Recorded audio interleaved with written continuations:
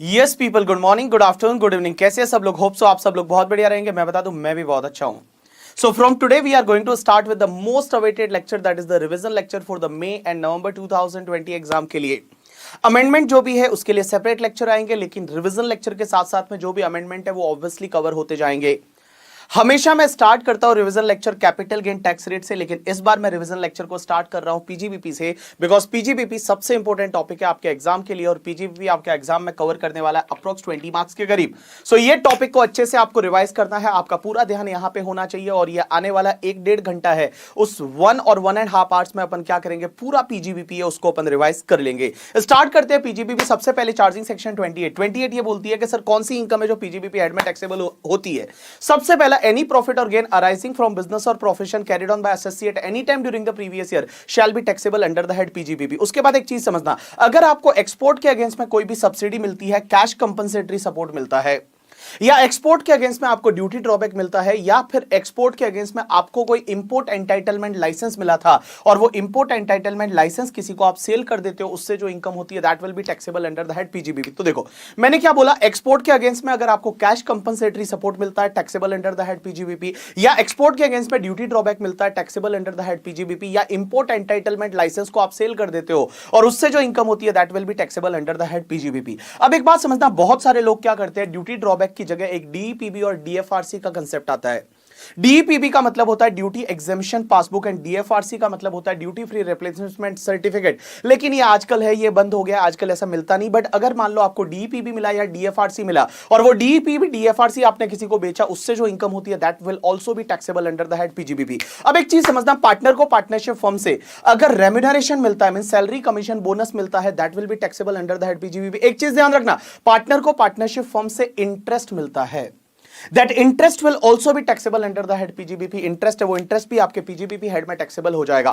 अब एक और चीज समझना, अगर आपको कीमैन इंश्योरेंस पॉलिसी से कोई पैसा मिलता है, अब एक चीज समझना, कीमैन इंश्योरेंस पॉलिसी से पैसा एम्प्लॉयर को मिलता है taxable under the head PGBP, employee को मिलता है, एम्प्लॉय एम्प्लॉयर रिलेशनशिप है taxable under the head salary. और अगर मान लो एम्प्लॉय एम्प्लॉयर रिलेशनशिप नहीं है और आपको कीमैन इंश्योरेंस पॉलिसी से कोई पैसा मिलता है, that will be taxable under income from other sources में टैक्सेबल हो जाएगा। एक और चीज समझना, अगर आपको बिजनेस प्रोफेशन की वजह से कोई भी गिफ्ट मिलता है, कोई भी परक्यूजिट मिलता है, बेनिफिट मिलता है, whether it is convertible into money और not, that will be taxable under the head PGBP. तो कोई भी गिफ्ट है, बेनिफिट है, परक्यूजिट है, that is due to business and profession, that will be taxable under the head PGBP. उसके बाद एक चीज समझना, अगर आपको नॉन कंप्लीट फीस मिलती है, नॉन कंप्लीट फीस का मतलब होता है कुछ ना करने के लिए पैसा मिलता है, means not carrying out any business and profession, उसके लिए आपको कुछ पैसा मिलता है, that will be taxable under the head PGBP. या फिर आप किसी के साथ में जो भी पेटेंट है, ट्रेडमार्क है, वो किसी के साथ और शेयर नहीं करोगे, means non sharing of any trademark, copyright, franchisee, design, formula, उसके लिए अगर आपको कोई पैसा मिलता है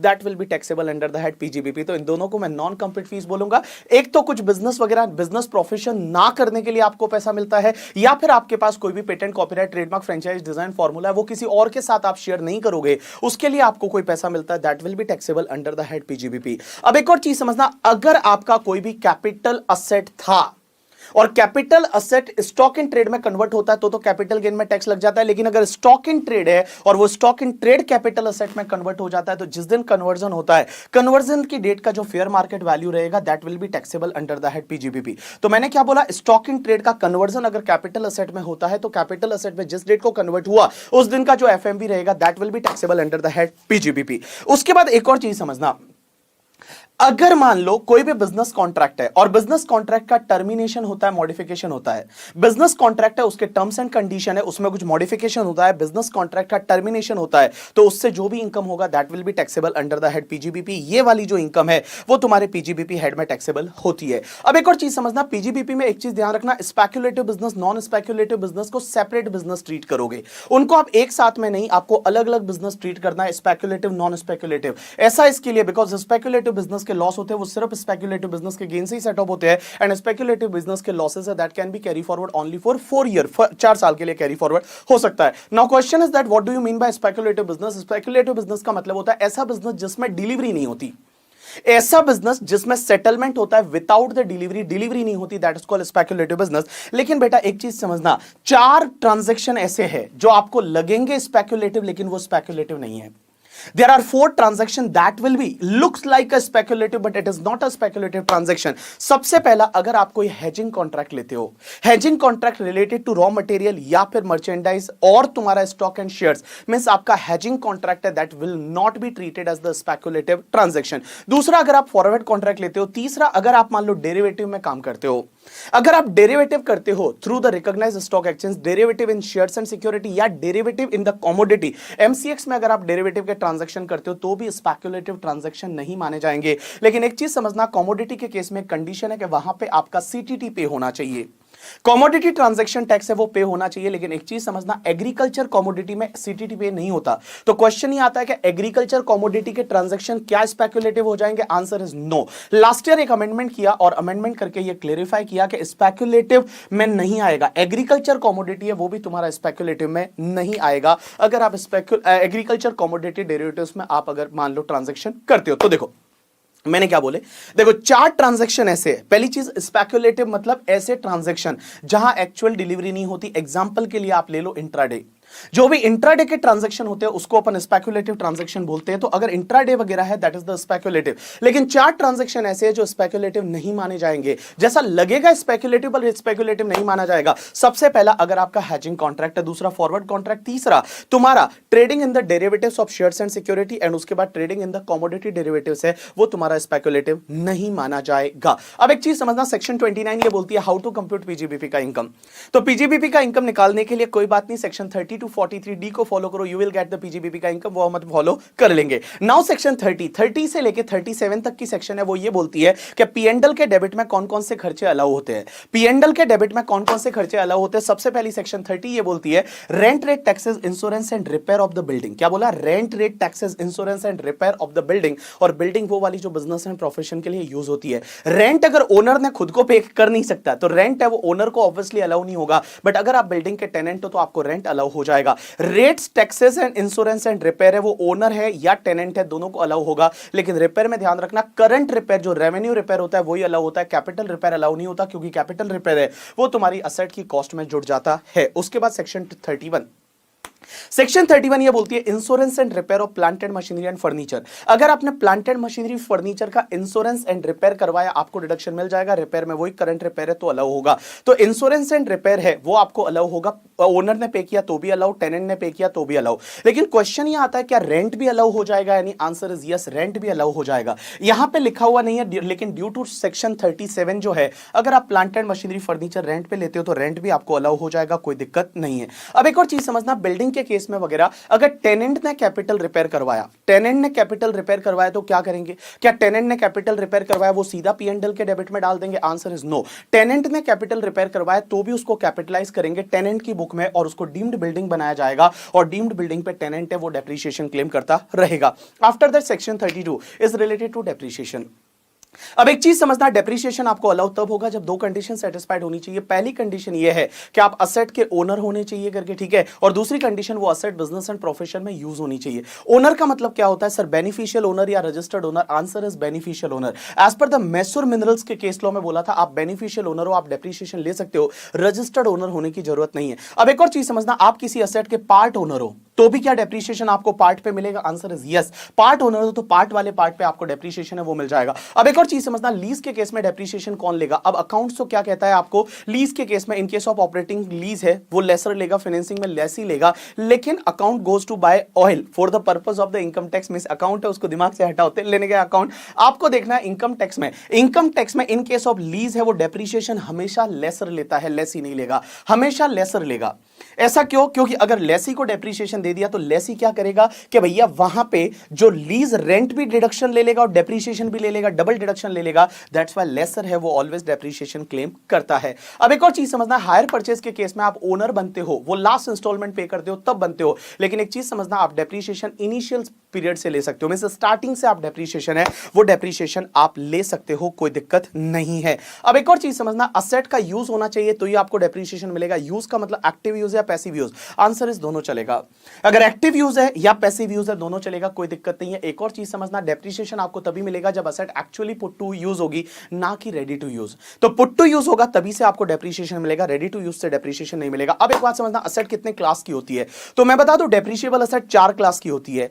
सबसे पहला building, furniture, intangible asset and plant and machinery. Building, furniture, intangible asset and plant and machinery. Building का मतलब जिसको देख के आपको लगता है बिल्डिंग है वो बिल्डिंग है, लेकिन ध्यान रखना टेंपल्स जो होते हैं वो भी बिल्डिंग में आ जाएंगे। जो फैक्ट्री में रोड बनती है वो भी तुम्हारे बिल्डिंग में आ जाएगी। फर्नीचर में जो भी तुम्हारी वायरिंग होती है, फिक्चर्स होता है, that will be covered in the furniture. उसके बाद इंटेंजिबल असेट में एक चीज ध्यान रखना, ट्रेडमार्क, कॉपीराइट, पेटेंट, ये तो आएगा ही आएगा, लेकिन गुडविल जो आपने परचेज की हुई है वो भी तुम्हारे किस में, इंटेंजिबल असेट में आ जाएगी। और प्लांट एंड मशीनरी की डेफिनेशन में क्या आएगा, जो बच गया वो तुम्हारे प्लांट एंड मशीनरी की डेफिनेशन में आ जाएगा। लेकिन एक चीज ध्यान रखना कि प्लांट एंड मशीनरी से कुछ चीजें स्पेसिफिकली एक्सक्लूड कर रखी है। एक तो एनिमल्स, एनिमल्स है वो प्लांट एंड मशीनरी में नहीं आएंगे, टी बुशेस है वो प्लांट एंड मशीनरी में नहीं आएंगे करके, ठीक है। एंड फर्नीचर है एंड बिल्डिंग है वो प्लांट एंड मशीनरी में नहीं आएगी। तो जो भी एनिमल्स है वो तुम्हारे प्लांट एंड मशीनरी में नहीं आएंगे, T bushes plant and machinery में नहीं आएंगे, एंड बिल्डिंग, फर्नीचर है वो प्लांट एंड मशीनरी में नहीं आएगी। लेकिन एक चीज समझना, बुक्स है वो प्लांट एंड मशीनरी में आ जाएगी, सर्जिकल इक्विपमेंट्स होते हैं डॉक्टर के पास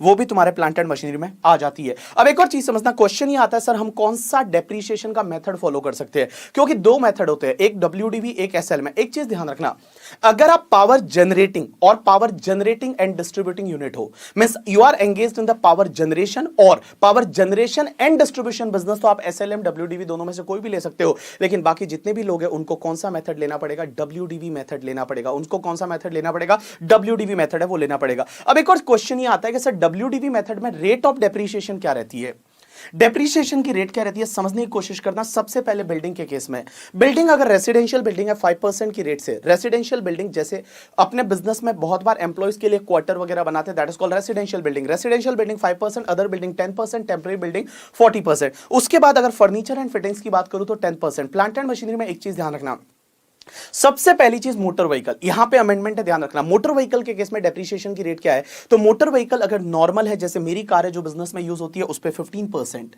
लेकिन अगर मोटर व्हीकल हायरिंग बिजनेस के लिए यूज होता है तो उस पे 30%। मींस नॉर्मल जो मोटर व्हीकल है उस पे 15%, बट हायरिंग बिजनेस में यूज होता है, जैसे ओला में मेरी टैक्सी चलती है, या फिर जो नीता ट्रेवल्स की वगैरह जो बसेस होती है, वीआरएल की बसेस होती है, उस पे 30% की रेट से डेप्रिसिएशन मिलेगा। अब एक चीज समझना, अभी आपको पता रहेगा मोटर व्हीकल की सेल बहुत कम आ गई थी, तो निर्मला सीतारमण ने यहां पे अमेंडमेंट किया और निर्मला सीतारमण ने यहां पे बोला कि अगर आपने मोटर व्हीकल है वो परचेज किया एंड पुट टू यूज किया बिटवीन 23 अगस्त 2019 से लेके और 31 मार्च 2020 तक, 23 अगस्त 2019 से लेके 31 मार्च 2020 तक acquire and put to use दोनों करना है, तो उस केस में नॉर्मल मोटर व्हीकल पे 30% की रेट से डेप्रिसिएशन मिलेगा, एंड अगर हायरिंग बिजनेस है तो 45% की रेट से डेप्रिसिएशन मिल जाएगा। तो देखो मोटर व्हीकल के केस में आप क्या बोलोगे, normal motor vehicle 15%, other motor vehicle है वो 30%।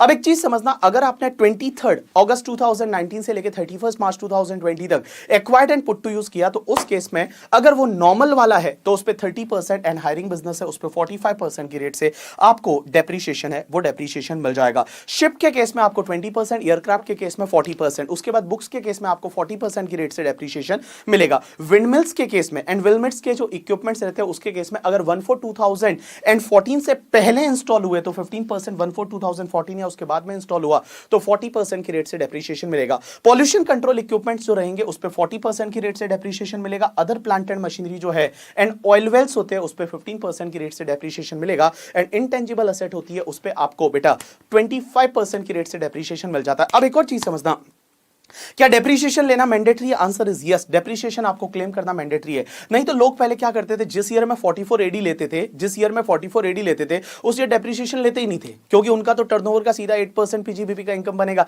और जिस ईयर में 44 एडी नहीं लेते थे उस ईयर में वो डेप्रिसिएशन ले लेते थे। तो लॉ मेकर्स ने लॉ में ही लिख लिया कि डेप्रिसिएशन है वो आपको लेना मैंडेटरी है। अब एक और चीज समझना, जो मोबाइल फोन होते हैं ईपीएबीएक्स, ईपीएबीएक्स का मतलब इंटरकॉम कॉलिंग सिस्टम जो होता है उसको बोलते हैं। तो मोबाइल फोन एंड ईपीएबीएक्स क्या उसको कंप्यूटर में 40% ले लेंगे या अदर प्लांट एंड मशीनरी में 15% लेंगे?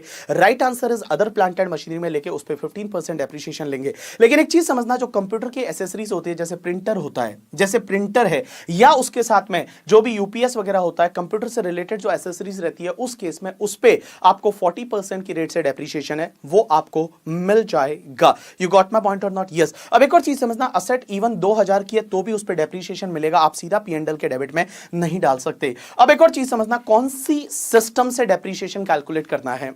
दो तरीके का सिस्टम होता है, एक इंडिविजुअल असेट सिस्टम, एक block of asset system. Individual asset system वैसा वाला जो आप अकाउंट में फॉलो करते हो, हर एक असेट का हिसाब अलग अलग रखते हो, that is called individual asset system. एक चीज समझना, आप अगर एसएलएम मेथड फॉलो करते हो, और एसएलएम मेथड कौन फॉलो कर सकता है? सिर्फ पावर जनरेशन या power generation and distribution unit है वो एसएलएम मेथड फॉलो कर सकते हैं। अगर आप एसएलएम मेथड फॉलो करते हो तो आपको इंडिविजुअल असेट सिस्टम फॉलो करना पड़ेगा, लेकिन अगर आप डब्ल्यूडीवी मेथड फॉलो करते हो, एंड 99.99999% लोग ऐसे रहते हैं जिनको डब्ल्यूडीवी सिस्टम फॉलो करना पड़ता है, तो आपको ब्लॉक ऑफ असेट सिस्टम लगेगा। ब्लॉक ऑफ असेट का मतलब क्या होता है? ब्लॉक ऑफ असेट्स का मतलब होता है group of asset having same rate of depreciation in same class of asset. Means rate भी सेम होनी चाहिए, क्लास भी सेम होनी चाहिए, एक साथ में उस असेट को ले लो, that is called block of asset system. मैंने क्या बोला? ग्रुप बना दो एक, दैट इज जिसमें रेट भी सेम है, क्लास भी सेम है, उसको एक साथ में ले लो, that is called block of asset system. अब एक और चीज समझना, क्वेश्चन ये आता है डेप्रिसिएशन हम ब्लॉक ऑफ असेट सिस्टम में कैलकुलेट कैसे करते हैं? बड़ा सिंपल है।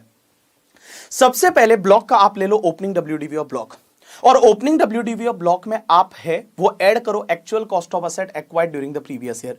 मतलब इस साल जो असेट आपने एक्वायर की उसका एक्चुअल कॉस्ट है वो आप ऐड कर दो। लेकिन एक चीज समझना, ऐड करते टाइम आपको 3 पार्ट में ऐड करना है। सबसे पहला, asset acquired and put to use 180 days और more, asset acquired and put to use less than 180 days, and तीसरा आप ये लिखोगे asset acquired but not put to use. ऐसा हो सकता है कभी आपने इस साल में असेट एक्वायर की लेकिन इस साल पुट टू यूज नहीं की, तो बेटा उसको ब्लॉक में जोड़ेंगे, डेप्रिसिएशन नहीं मिलेगा, डेप्रिसिएशन नहीं मिलेगा, लेकिन उसको अपन ब्लॉक में जोड़ेंगे। तो देखो, सबसे पहले आप ले लो opening WDV of block. Opening WDV of block में 3 चीजें आप ऐड करोगे, एक तो asset acquired and put to use for 180 days और मोर, दूसरा asset acquired and put to use for less than 180 days, and तीसरा तुम्हारा asset acquired but not put to use. अब ये टोटल जो आएगा उसमें से आपको जितना मनी पेबल है वो लेस कर दो। मनी पेबल का मतलब होता है असेट इस साल आपने सेल की, डिस्कार्ड की या डेमोलिश की, डेस्ट्रॉयड की, और उससे कोई इंश्योरेंस क्लेम वगैरह मिला है वो आप लेस कर दो, वो तुम्हारे मनी पेबल में आ जाएगा। और मनी पेबल को आप लेस कर दो, मतलब जितना पैसा आता है वो आप क्या कर दो? लेस कर दो। जो मनी पेबल है उसको आप लेस कर दो, और जो बचेगा that is called your WDV for depreciation. अब एक और चीज समझना, अगर मान लो इस साल में आपने कोई स्लम सेल में यूनिट ट्रांसफर कर दी है, स्लम सेल में आपने कोई अंडरटेकिंग ट्रांसफर कर दिया, तो जितना डब्ल्यूडीवी उस अंडरटेकिंग का था वो असेट्स का डब्ल्यूडीवी आप लेस कर दोगे। अपने एग्जांपल में आपको बता रहेगा, मैंने बताता था टाइटन का, मान लो टाइटन जो है उसने क्या किया, तनिष्क वाले सेगमेंट को बेच दिया, तो यहां पे टाइटन का डब्ल्यूडीवी था मान लो 500 crore, out of that Tanishq का डब्ल्यूडीवी आया 100 करोड़, तो 100 करोड़ को आप लेस कर दोगे, 400 करोड़ है वो टाइटन का डब्ल्यूडीवी रहेगा। तो देखो मेरी तरफ देखो, डब्ल्यूडीवी कैसे निकालेंगे डेप्रिसिएशन के लिए? सबसे पहले ले लो opening WDV of block.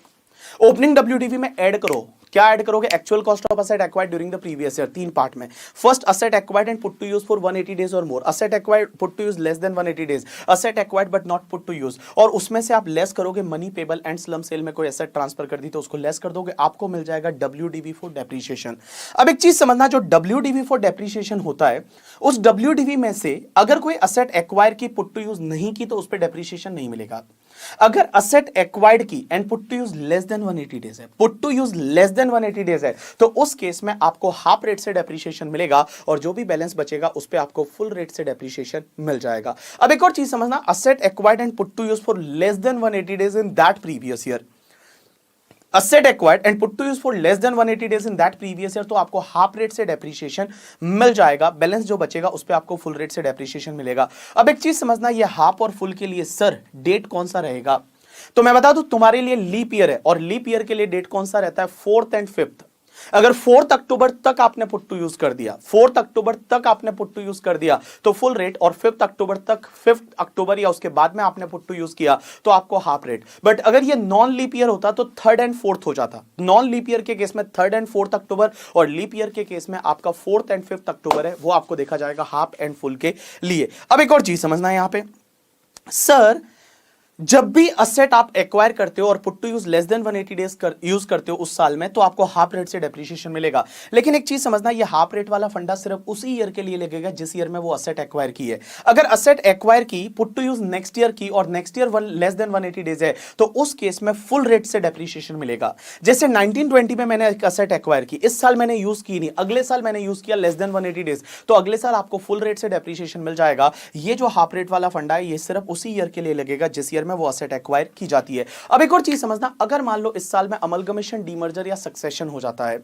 Amalgamation, demerger और सक्सेशन। सक्सेशन का मतलब होता है सेक्शन 47 जो तुम्हारे कैपिटल गेन में दे रखा है, जैसे प्रोप्राइटर टू कंपनी बना, पार्टनरशिप फॉर्म टू कंपनी बना, या छोटी छोटी कंपनी से एलएलपी बना, तो उस केस में क्या होगा, सक्सेशन के केस में, अमलगमेशन के केस में, डीमर्जर के केस में, सर उस साल का डेप्रीशिएशन किसको मिलेगा, तो उस साल का डेप्रीशिएशन पहले आप ऐसे कैलकुलेट करो जैसे अमलगमेशन, डीमर्जर, सक्सेशन हुआ ही नहीं है, और जो भी डेप्रीशिएशन आता है that will be distributed between predecessor and successor in the ratio of number of days asset used by them. जितने दिन आपने एसेट यूज की उस रेशियो में आप उसको क्या कर दोगे, डिवाइड कर दोगे। जितने दिन आपने एसेट यूज की उस रेशियो में आप उसको क्या करोगे, डिवाइड कर दोगे। अब एक बात समझना, सेक्शन 50 ये बोलती है कि आप एक बात बताओ, डेप्रीशिएबल असेट जब आप बेचते हो तो कैपिटल गेन कब हो सकता है। एक चीज ध्यान रखना, डेप्रीशिएबल असेट जो ब्लॉक ऑफ असेट की असेट होती है उसको अगर आप बेचते हो तो कैपिटल गेन दो केस में हो सकता है। पहला तो अगर आपका block ceases to be exist हो जाए, आपने पूरा ब्लॉक बेच दिया, आपके पास ब्लॉक में कुछ भी नहीं बचा, आपका पूरा ब्लॉक बेच दिया, तो उस केस में आपको कैपिटल गेन हो सकता है, either short term capital gain और शॉर्ट टर्म कैपिटल लॉस। उस केस में डेप्रीशिएशन आपको नहीं मिलेगा।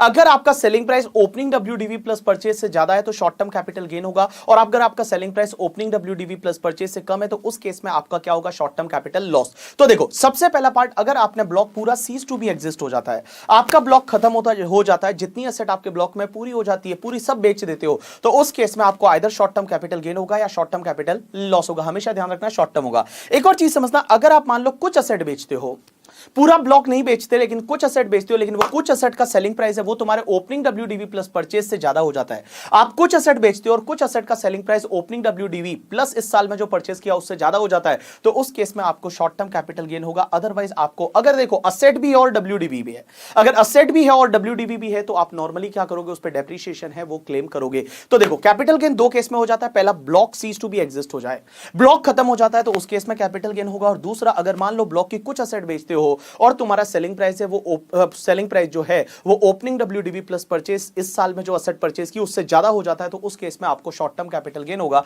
अदरवाइज आपको नॉर्मल डेप्रीशिएशन है वो आपको मिलेगा, जैसा इस एग्जांपल में आपको मैंने बता रखा है। Next part is section 32 1(2)(a) is related to additional depreciation. अब एक चीज समझना, एडिशनल डेप्रीशिएशन का मतलब होता है एक्स्ट्रा डेप्रीशिएशन। सर क्वेश्चन ही आता है एडिशनल डेप्रीशिएशन किसको मिलेगा। एडिशनल डेप्रीशिएशन सिर्फ 4 लोगों को मिलता है, या तो आप मैन्युफैक्चरिंग बिजनेस में हो, या फिर पावर जनरेशन बिजनेस में, पावर डिस्ट्रीब्यूशन बिजनेस में, या पावर ट्रांसमिशन बिजनेस में। अगर आप 4 बिजनेस में हो, किसमें, मैन्युफैक्चरिंग बिजनेस में, पावर जनरेशन बिजनेस में, पावर ट्रांसमिशन बिजनेस में, या पावर डिस्ट्रीब्यूशन बिजनेस में, तो मैंने क्या बोला, manufacturing business, power generation, power transmission, power distribution business में हो, उस केस में आपको एडिशनल डेप्रीशिएशन है वो आपको मिल जाएगा। एक और चीज समझना, एडिशनल डेप्रीशिएशन क्या हर असेट पे मिलेगा, answer is no, only plant and machinery पे मिलेगा। Additional depreciation only plant and machinery पे मिलेगा, और वो भी सेकंड हैंड पे नहीं मिलेगा। ऑफिस में यूज होती है उस पे नहीं मिलेगा, रेसिडेंशियल अकोमोडेशन में यूज होती है उस पे नहीं मिलेगा, जिस पे आप 100% डिडक्शन ले लेते हो उस पे भी आपको नहीं मिलेगा। तो additional depreciation is allowed only on the plant and machinery, but वो भी न्यू प्लांट एंड मशीनरी होनी चाहिए। जो भी सेकंड हैंड है उस पे नहीं मिलेगा, ऑफिस या रेसिडेंशियल प्रीमाइसेस में यूज होती है उस पे नहीं मिलेगा, व्हीकल्स, एयरक्राफ्ट या शिप पे नहीं मिलेगा, और जिस पे आप 100% डिडक्शन ले लेते हो उस पे भी आपको नहीं मिलेगा। एडिशनल डेप्रीशिएशन सिर्फ उसी साल में मिलता है जिस ईयर में आप पहली बार असेट को पुट टू यूज करते हो, और 20% की रेट से मिलेगा। तो जिस ईयर में आपने पहली बार असेट को पुट टू यूज किया, फर्स्ट पुट टू यूज किया, उस ईयर में आपको 20% की रेट से एडिशनल डेप्रीशिएशन मिलेगा। लेकिन एक चीज समझना, अगर असेट को आपने put to use less than 180 days किया है तो उस केस में 10% इस साल और 10% अगले साल है वो आपको एडिशनल डेप्रीशिएशन मिलेगा। एडिशनल डेप्रीशिएशन हमेशा एक्चुअल कॉस्ट पे मिलता है, ना कि डब्ल्यूडीवी पे। तो जो भी असेट की एक्चुअल कॉस्ट रहेगी उस पे 10% इस साल में और 10% आपको अगले साल में मिल जाएगा।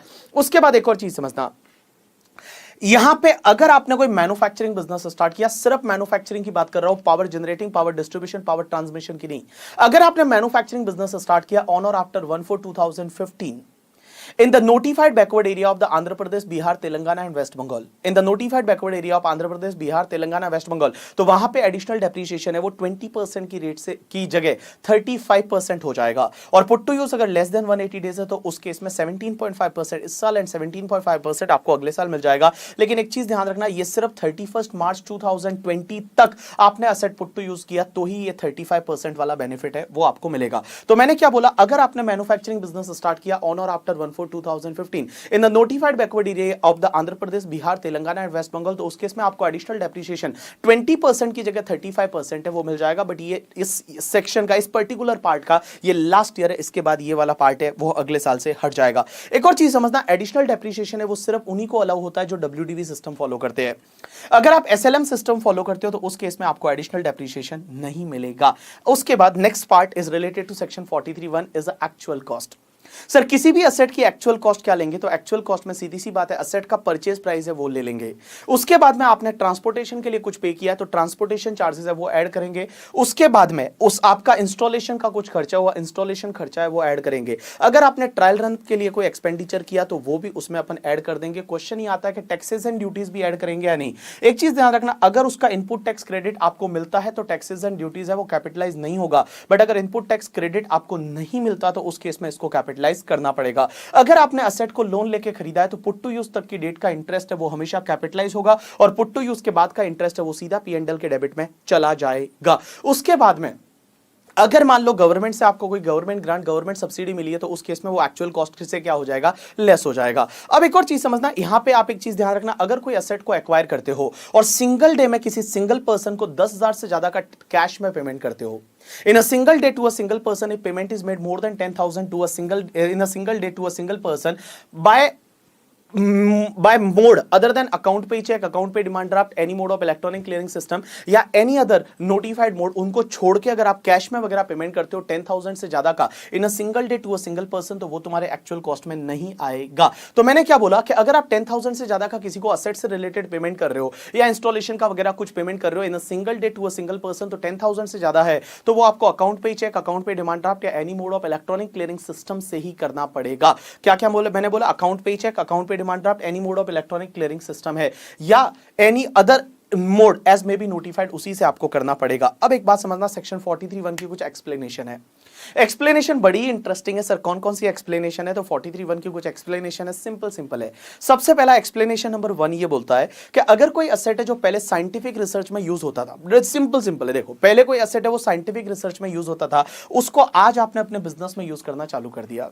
रेनबेक्सी क्या करती थी, एसेट को पहले लेबोरेटरी में यूज करती थी, लेबोरेटरी में रिसर्च कंप्लीट हो गया, उसके बाद उस एसेट को उन्होंने बिजनेस में यूज करना चालू कर दिया। तो जब आप बिजनेस में यूज करना चालू करोगे तो उसका एक्चुअल कॉस्ट क्या रहेगा, मैं बताऊं, एक्चुअल कॉस्ट वही रहेगा जितना उसका एक्चुअल कॉस्ट था माइनस डिडक्शन आपने 35 में जो ले लिया। और मैं बताऊं 35 में आपको 100% डिडक्शन मिल जाता है। तो इन सिंपल वर्ड बता दूं, आप ब्लॉक में उस एसेट को ऐड करोगे निल कॉस्ट से, आप उसकी एक्चुअल कॉस्ट क्या लोगे, निल लोगे। तो देखो अगर कोई एसेट है जो पहले साइंटिफिक रिसर्च में यूज होती थी, उसको आज आपने बिजनेस में ला लिया तो उसकी एक्चुअल कॉस्ट है वो आपको निल लेने का है। उसके बाद एक्सप्लेनेशन नेक्स्ट है, that is the explanation number 1A ये बोलती है कि कोई भी तुम्हारी कैपिटल असेट में आप कन्वर्ट कर देते हो स्टॉक इन ट्रेड। आपका स्टॉक इन ट्रेड था और स्टॉक इन ट्रेड को आपने कैपिटल असेट में कन्वर्ट कर दिया, और वो कैपिटल असेट अगर आप बिजनेस के लिए यूज करते हो तो उसकी एक्चुअल कॉस्ट क्या होगी पता है, जो कन्वर्जन के टाइम पे एफएमवी था वही तुम्हारी एक्चुअल कॉस्ट हो जाएगी। In simple word I can take one example, जैसे मुंबई में एक बिल्डर है जिसका नाम है कल्पतरु बिल्डर। कल्पतरु बिल्डर ने एक मान लो कमर्शियल प्रोजेक्ट बनाया, उसमें एक यू कैन से दैट एक यूनिट है, वो यूनिट पहले स्टॉक इन ट्रेड थी, उन्होंने सोचा कि उसमें ही अपना ऑफिस बना देते हैं। तो एक बात बताओ, पहले स्टॉक इन ट्रेड थी, अब उसको उन्होंने क्या कर दिया, उसको कैपिटल असेट में कन्वर्ट कर दिया, बिकॉज उसको उन्होंने बिजनेस के लिए यूज करना चालू कर दिया। पहले वो पी&एल में था, अब सीधा उसको कहां पे, बैलेंस शीट में लेके आ गए। तो जिस दिन कन्वर्जन हुआ उस दिन की एफएमवी पे पीजीबीपी में टैक्स लगा होगा, वही एफएमवी एक्चुअल कॉस्ट बन जाएगी for the purpose of the depreciation, उसी से ब्लॉक में हम ऐड कर लेंगे। उसके बाद में एक और चीज समझना, अगर कोई भी एसेट है वो गिफ्ट में मिलती है, विल में मिलती है, इनहेरिटेंस में मिलती है, तो एक्चुअल कॉस्ट क्या होगी पता है, cost to previous owner minus depreciation actually allowed to previous owner. तो देखो अगर मान लो कोई एसेट है वो मुझे गिफ्ट में मिल जाती है, विल में मिल जाती है, इनहेरिटेंस में मिल जाती है, तो मेरे लिए एक्चुअल कॉस्ट क्या होगी, जो बेटा जिसने मुझे गिफ्ट दिया है उसका जो एक्चुअल कॉस्ट था minus depreciation actually allowed to him. अगर उसको कोई डेप्रिसिएशन अलाउ हुआ है तो वो लेस कर देंगे और उसके बाद जो बचेगा वो मेरा एक्चुअल कॉस्ट आ जाएगा। That is the explanation number 2। उसके बाद एक्सप्लेनेशन नंबर 3 ये बोलती है कि अगर आप किसी एसेट को हायर वैल्यू पे एक्वायर करते हो, बहुत बार ऐसा होता है कि लॉस मेकिंग कंपनी होती है, जो लॉस मेकिंग लोग होते हैं वो क्या करते हैं, प्रॉफिट मेकिंग कंपनी से, मतलब लॉस मेकिंग कंपनी है वो प्रॉफिट मेकिंग कंपनी को हायर वैल्यू पे असेट सेल कर देते हैं। तो प्रॉफिट मेकिंग कंपनी क्या करती है, हायर वैल्यू पे असेट को एक्वायर करती है, सिर्फ किस लिए पता है, जिससे कि एनहांस वैल्यू पे डेप्रिसिएशन मिल जाए। तो उस केस में इसकी एक्चुअल कॉस्ट है वो असेसिंग ऑफिसर डिसाइड करता है with the prior approval of the joint commissioner. तो देखो अगर आपने कोई असेट है वो एक्वायर की और वो हायर वैल्यू पे एक्वायर की और आपका मेन इंटेंशन जो है वो मेन इंटेंशन हायर वैल्यू पे डेप्रिसिएशन लेना है, in that case your actual cost will be determined by assessing officer with the prior approval of joint commissioner. और इस केस में ध्यान रखना, असेसिंग ऑफिसर नॉर्मली जो फेयर मार्केट वैल्यू रहता है उसी को वो एक्चुअल कॉस्ट बना देता है। That is the explanation number 3। Explanation number 4 ये बोलता है कि कोई एसेट आपकी थी, और आपने उसको ट्रांसफर कर दिया और बाद में आपने उसको रीएक्वायर कर दिया, मींस आपने ट्रांसफर कर दिया था बट आपने वापस उस एसेट को रीएक्वायर कर दिया, तो इस केस में रीएक्विजिशन के केस में आपका एक्चुअल कॉस्ट क्या रहेगा पता है? जब आपने ओरिजिनल ट्रांसफर किया था उस टाइम आपका डब्ल्यूडीवी कितना था और रीएक्विजिशन कितने में किया, विच एवर इज लोअर है that will be your actual cost. तो कोई एसेट मान लो मेरी थी, बीबी की एसेट थी, मैंने राम को बेची, राम ने लक्ष्मण को बेची, लक्ष्मण ने सीता को बेची, सीता ने मान लो हनुमान को बेची, हनुमान ने मान लो किसी और को बेची, ठीक है, और उसने मुझे बेच दी, तो मेरे लिए एक्चुअल कॉस्ट क्या होगी? जब मैंने ओरिजिनल ट्रांसफर किया था उस टाइम मेरे लिए डब्ल्यूडीवी क्या थी और मैंने जो रीएक्वायर किया उस टाइम पे वैल्यू क्या है, विच एवर इज लोअर है वो मेरा एक्चुअल कॉस्ट बन जाएगा। एक्सप्लेनेशन नंबर 4 ये बोलती है कि अगर आपने किसी से एसेट एक्वायर की, आपने किसी से एसेट एक्वायर की और सेम पर्सन को वापस लीज बैक कर दी, आपने किसी से एसेट एक्वायर की और आपने सेम पर्सन को लीज बैक कर दी, तो आपके लिए एक्चुअल कॉस्ट क्या होगी पता है? सेलर का डब्ल्यूडीवी। तो मैंने मान लो किसी कंपनी से एसेट एक्वायर की और उसी कंपनी को वापस से लीज बैक कर दिया, तो जो सेलर है वो कंपनी, उसका जो डब्ल्यूडीवी था at the time of sale वो मेरा एक्चुअल कॉस्ट बन जाएगा। That is the explanation number 4A। Explanation number 5 ये बोलती है कि अगर कोई भी बिल्डिंग है जो पहले आप किसी अदर पर्पस के लिए यूज करते थे, हो सकता है रेसिडेंस पर्पस या किसी और पर्पस के लिए यूज करते थे, लेकिन आज आप क्या करते हो, उसको अपने बिजनेस में यूज करते हो, बिजनेस में लेके आते हो, तो एक्चुअल कॉस्ट क्या होगी? तो यहां पे एक्सप्लेनेशन नंबर 5 ये बोलती है कि जो तुम्हारी ओरिजिनल कॉस्ट थी उसमें से आप एक काम करो, नोशनल डेप्रिसिएशन इतने सालों का लेस कर दो जितने साल आपने बिजनेस में यूज नहीं की, और जो भी बचेगा that will be your actual cost. जैसे I can take one example, मैंने एक बिल्डिंग है वो मान लो आज से 10 ईयर्स अगो खरीदा था 1 करोड़ में, जो मैं किसी अदर पर्पस के लिए मान लो रेंट वगैरह पे देता था, बिजनेस में यूज नहीं करता था। आज में आफ्टर 10 ईयर्स वो बिल्डिंग को मैंने बिजनेस में यूज करना चालू किया और वो बिल्डिंग मैंने 1 करोड़ में खरीदी थी, तो मेरी एक्चुअल कॉस्ट क्या होगी? 1 करोड़ नहीं, 1 करोड़ में से 10 ईयर का नोशनल डेप्रिसिएशन लेस करूंगा, और नोशनल डेप्रिसिएशन आज की डेप्रिसिएशन रेट से, आज बिल्डिंग पे डेप्रिसिएशन की रेट 10% है, तो आज की रेट से मैं क्या करूंगा? नोशनल डेप्रिसिएशन इतने सालों का लेस करूंगा और लेस करने के बाद जो भी बचेगा that will be my actual cost, वो मेरी एक्चुअल कॉस्ट आ जाएगी। एक चीज ध्यान रखना, ये एक्सप्लेनेशन सिर्फ बिल्डिंग की बात करती है। अगर कोई कार होती और आपने 10 साल पहले कार खरीदी थी 1 करोड़ में, आपने पर्सनल पर्पस के लिए यूज किया था, आज बिजनेस में लेके आ गए, आपकी एक्चुअल कॉस्ट 1 करोड़ ही रहेगी। ये जो एक्सप्लेनेशन है ये सिर्फ बिल्डिंग के लिए है। उसके बाद एक्सप्लेनेशन नंबर 6 क्या बोलती है? 6 है, 7 एंड 7A है, ये तीनों सिमिलर एक्सप्लेनेशन है कि अगर कोई एसेट है वो होल्डिंग कंपनी सब्सिडरी कंपनी को ट्रांसफर करती है, मींस होल्डिंग कंपनी है वो 100% सब्सिडरी कंपनी को ट्रांसफर करती है, सब्सिडरी कंपनी होल्डिंग कंपनी को ट्रांसफर करती है, या फिर अमलगमेशन होता है या डीमर्जर होता है, तो उस केस में सर एक्चुअल कॉस्ट क्या होगी नए वाले के लिए? तो नए वाले के लिए एक्चुअल कॉस्ट वही होगी जो पुराने वाले का डब्ल्यूडीवी है, तो जो पुराने वाले का डब्ल्यूडीवी है वही वाला डब्ल्यूडीवी नए वाले के लिए क्या बन जाएगी? Actual cost. तो देखो, अगर मान लो होल्डिंग कंपनी है वो 100% सब्सिडरी कंपनी को एसेट ट्रांसफर करती है, सब्सिडरी होल्डिंग को करती है, या अमलगमेशन होता है या डीमर्जर होता है, तो उस केस में एक चीज ध्यान रखना कि भैया जो भी नया वाला है उसके लिए एक्चुअल कॉस्ट क्या होगी? पुराने वाले का जो डब्ल्यूडीवी है वही एक्चुअल कॉस्ट लिया जाएगा। इसमें एक चीज ध्यान रखना, अगर अमलगमेशन होता है तो अमलगमेशन के केस में जो अमलगमेटिंग कंपनी है उसका ओपनिंग डब्ल्यूडीवी अमलगमेटेड कंपनी का एक्चुअल कॉस्ट बन जाएगा, लेकिन डीमर्जर के केस में जिस दिन डीमर्जर होता है उस दिन जो डब्ल्यूडीवी आती है वो नए वाले जो रिजल्टिंग कंपनी है उसका एक्चुअल कॉस्ट बनेगा। उसके बाद एक्सप्लेनेशन नंबर 8 ये बोलती है कि अगर आपने लोन लेके एसेट एक्वायर की तो पुट टू यूज तक की डेट का इंटरेस्ट है वो कैपिटलाइज करना है, उसके बाद का इंटरेस्ट पीएनडल के डेबिट में जाएगा। एक्सप्लेनेशन नंबर 9 ये बोलती है कि जो भी आपने टैक्सेस, ड्यूटीज, एक्साइज वगैरह पे किया है उसका अगर आपको input tax credit, CENVAT credit मिलता है तो एक्चुअल कॉस्ट में नहीं जोड़ोगे, नहीं मिलता तो जोड़ोगे। उसके बाद एक्सप्लेनेशन नंबर 10 ये बोलती है गवर्नमेंट ग्रांट सब्सिडी है वो आपको एक्चुअल कॉस्ट से लेस करना है। अब एक चीज समझना, अगर कोई डायरेक्टली असेट से रिलेटेड सब्सिडी है तो असेट की कॉस्ट से डायरेक्टली लेस कर दो, लेकिन बहुत बार क्या होता है प्रोजेक्ट रिलेटेड सब्सिडी मिलती है। जैसे 100 करोड़ का प्रोजेक्ट हमने बनाया तो 30 करोड़ का सब्सिडी मिलेगा, तो मैंने कोई असेट है वो 10 लाख में खरीदी तो उसमें 3 लाख है वो प्रोपोर्शनेट सब्सिडी आ जाएगा और मेरी एक्चुअल कॉस्ट है वो 7 लाख हो जाएगी। उसके बाद एक्सप्लेनेशन नंबर 11 है वो सिर्फ एंड सिर्फ नॉन रेजिडेंट के लिए है कि नॉन रेजिडेंट ने अगर इंडिया के बाहर कोई असेट एक्वायर की थी,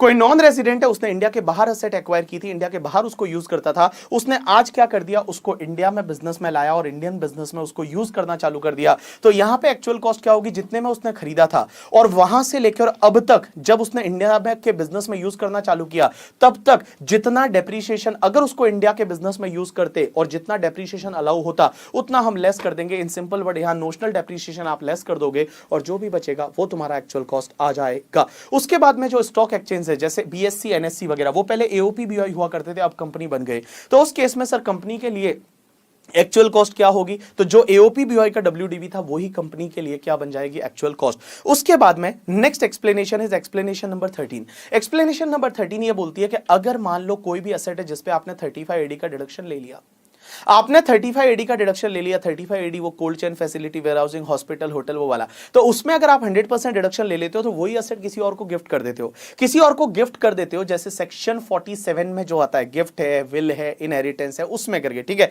या होल्डिंग कंपनी ने सब्सिडरी को ट्रांसफर किया, अमलगमेशन, डीमर्जर, तो उसमें टैक्स नहीं लगता। तो क्वेश्चन ये आता है आगे वाले के लिए एक्चुअल कॉस्ट क्या होगी, मैं बोलूं आगे वाले के लिए एक्चुअल कॉस्ट निल ही रहेगी।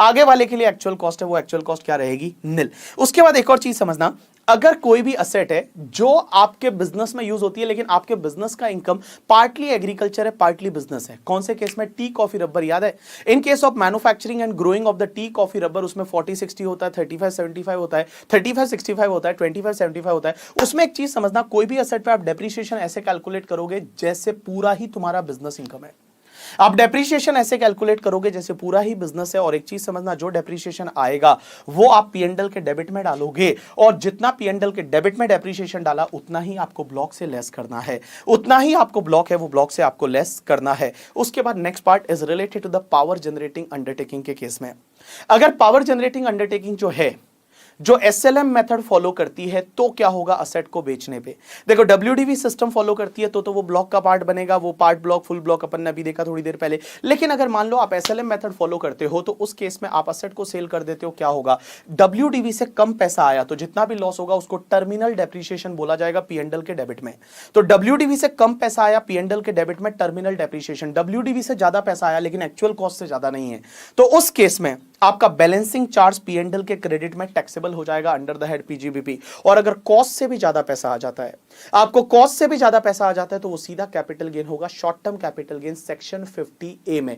तो जैसे मान लो कोई एसेट है जिसको आपने 100 में खरीदा था, आज डब्ल्यूडीवी है वो 80 है, आप अगर उसको 70 में बेच देते हो, 10 का लॉस हुआ सीधा पीएनडल के डेबिट में। अगर आप 90 में बेच देते हो, 10 का प्रॉफिट हुआ पीएनडल के क्रेडिट में। अगर आप उसको 130 में बेच देते हो तो 30 तो कैपिटल गेन होगा और जो 20 है वो तुम्हारा पीजीबीपी का इनकम है वो आ जाएगा। अब एक और चीज समझना सर, गवर्नमेंट ग्रांट जो मिलता है वो क्या होता है, मैं बता दूं government grant is always taxable. जो गवर्नमेंट ग्रांट आपको मिलता है ना that is the always taxable. तो गवर्नमेंट से अगर आपको कोई भी गवर्नमेंट ग्रांट मिला या फिर कैश इंसेंटिव मिला, ड्यूटी ड्रॉबैक मिला या वेवर ऑफ लोन वगैरह है सेंट्रल गवर्नमेंट से या स्टेट गवर्नमेंट से या एनी गवर्नमेंट अथॉरिटी से मिला तो बेटा ये अभी टैक्सेबल है, ध्यान रखना। गवर्नमेंट ग्रांट इज टैक्सेबल, लेकिन इसके दो एक्सेप्शन है। पहला तो अगर असेट से रिलेटेड गवर्नमेंट ग्रांट है तो वो उसकी एक्चुअल कॉस्ट से लेस हो जाता है as per explanation number 10 of section 43(1). तो अगर कोई असेट से रिलेटेड गवर्नमेंट ग्रांट है तो एक्चुअल कॉस्ट से लेस होगा, लेकिन बाकी वाला गवर्नमेंट ग्रांट है दैट विल बी टैक्सेबल। अब एक और चीज समझना, अगर कोई सेंट्रल गवर्नमेंट या स्टेट गवर्नमेंट का ट्रस्ट है, सेंट्रल गवर्नमेंट या स्टेट गवर्नमेंट ने कोई ट्रस्ट बनाया और उसको सेंट्रल गवर्नमेंट ग्रांट देती है एज अ कॉर्पस फंड, तो उस केस में वो टैक्सेबल नहीं होगा। तो देखो मैंने क्या बोला, आज की डेट में आपको कोई भी गवर्नमेंट ग्रांट मिलता है, कैश इंसेंटिव मिलता है, ड्यूटी ड्रॉबैक मिलता है, वेवर मिलता है, that is the always taxable. But इसके दो एक्सेप्शन है। पहला, अगर गवर्नमेंट ग्रांट किसी असेट से रिलेटेड है तो वो टैक्सेबल करने की जरूरत नहीं क्योंकि वो उसके एक्चुअल कॉस्ट से लेस हो जाएगा। और दूसरा, अगर सेंट्रल गवर्नमेंट स्टेट गवर्नमेंट ने कोई ट्रस्ट एस्टेब्लिश किया है और उसको सेंट्रल गवर्नमेंट से एज अ कॉर्पस कोई ग्रांट मिलता है तो उस केस में टैक्सेबल नहीं होगा। एक और चीज समझना, जो इंडिविजुअल बेनिफिट के लिए कोई भी आपको ग्रांट सब्सिडी वगैरह मिलता है, जैसे मान लो अपन एग्जांपल लेते हैं कि आपको जो गैस पे सब्सिडी मिलता है करके, या किसान की अगर फसल है वो डिस्ट्रॉय हो जाती है और उस पे कोई भी सब्सिडी मिलता है, तो उस केस में मैं बता दूं ये तुम्हारा इंडिविजुअल वेलफेयर के लिए सब्सिडी है, ये टैक्सेबल नहीं होता है। यू गॉट माय पॉइंट और नॉट? यस। अब एक और चीज समझना, अगर आपने किसी बैंक से वगैरह लोन ले रखा था और वो लोन वेव ऑफ हो जाता है, बैंक से लोन ले रखा था और वो लोन असेट एक्वायर करने के लिए लिया था, तो असेट की एक्चुअल कॉस्ट तो पूरी ली थी, लेकिन लोन का वेवर हो जाता है तो उस केस में वो असेट की डब्ल्यूडीवी से लेस करेंगे। मैंने मान लो 10 करोड़ का असेट खरीदा, 5 करोड़ का लोन लिया, 10 करोड़ का असेट खरीदा, 5 करोड़ का लोन लिया, वो लोन वेव ऑफ हो गया, असेट से रिलेटेड था, तो उस केस में हम क्या करेंगे, जो भी ब्लॉक की डब्ल्यूडीवी रहेगी उससे लेस करेंगे। ऐसा steel authority of India limited के केस लॉ में बोला हुआ था। अब एक और चीज समझना, बहुत बार ऐसा होता है कि कोई एसेट है वो पार्टली बिजनेस के लिए यूज होती है, पार्टली पर्सनल पर्पस के लिए यूज होती है। तो एक चीज ध्यान रखना, जो भी डेप्रिसिएशन है उस एसेट से रिलेटेड जितने भी खर्चे हैं वो जितना बिजनेस प्रोफेशन यूज हो रहा है उतने ही अलाउ होंगे, जो पर्सनल पर्पस के लिए यूज हो रहा है उतने खर्चे अलाउ नहीं होंगे। लेकिन एक चीज समझना, जितना अलाउ होता है उतना ही डेप्रिसिएशन आपके ब्लॉक में से लेस होगा। जैसे सपोज डेप्रिसिएशन वाज 1 लाख लेकिन अलाउ हुआ 60,000, तो आपके ब्लॉक में से लेस भी बेटा 60,000 डेप्रिसिएशन ही होगा। Next section is 32AD।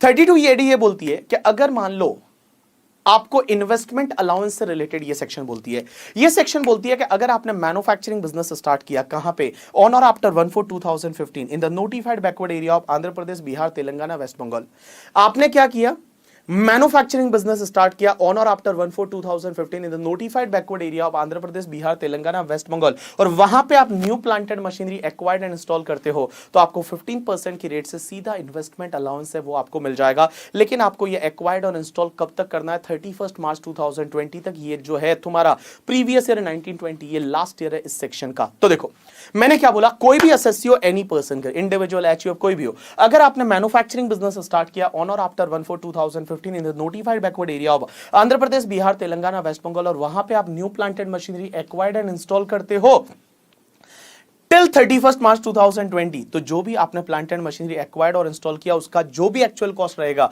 उसका 15% है वो आपको इन्वेस्टमेंट अलाउंस है वो आपको मिल जाएगा। अब एक और चीज समझना, सर एक्वायर इस साल किया, इंस्टॉल किसी और साल में किया, तो जिस ईयर में इंस्टॉल करोगे उस ईयर में आपको 15% की रेट से इन्वेस्टमेंट अलाउंस मिलेगा। लेकिन एक चीज समझना, इंस्टॉल 31 मार्च 2020 तक हो जाना चाहिए because this is the last year. अब एक और चीज समझना, सर क्वेश्चन ये आता है कि यहां पे सर जब आप न्यू प्लांट एंड मशीनरी की बात कर रहे हो, न्यू प्लांट एंड मशीनरी का मतलब क्या? सेकंड हैंड नहीं होनी चाहिए, ऑफिस में यूज होती है वो नहीं होनी चाहिए, रेसिडेंशियल अकोमोडेशन में यूज होती है वो नहीं होनी चाहिए, उसके साथ में जो भी जिस पे आपको 100% डिडक्शन मिलता है वो नहीं होनी चाहिए, शिप, एयरक्राफ्ट है, व्हीकल्स है, वो सब नहीं होने चाहिए।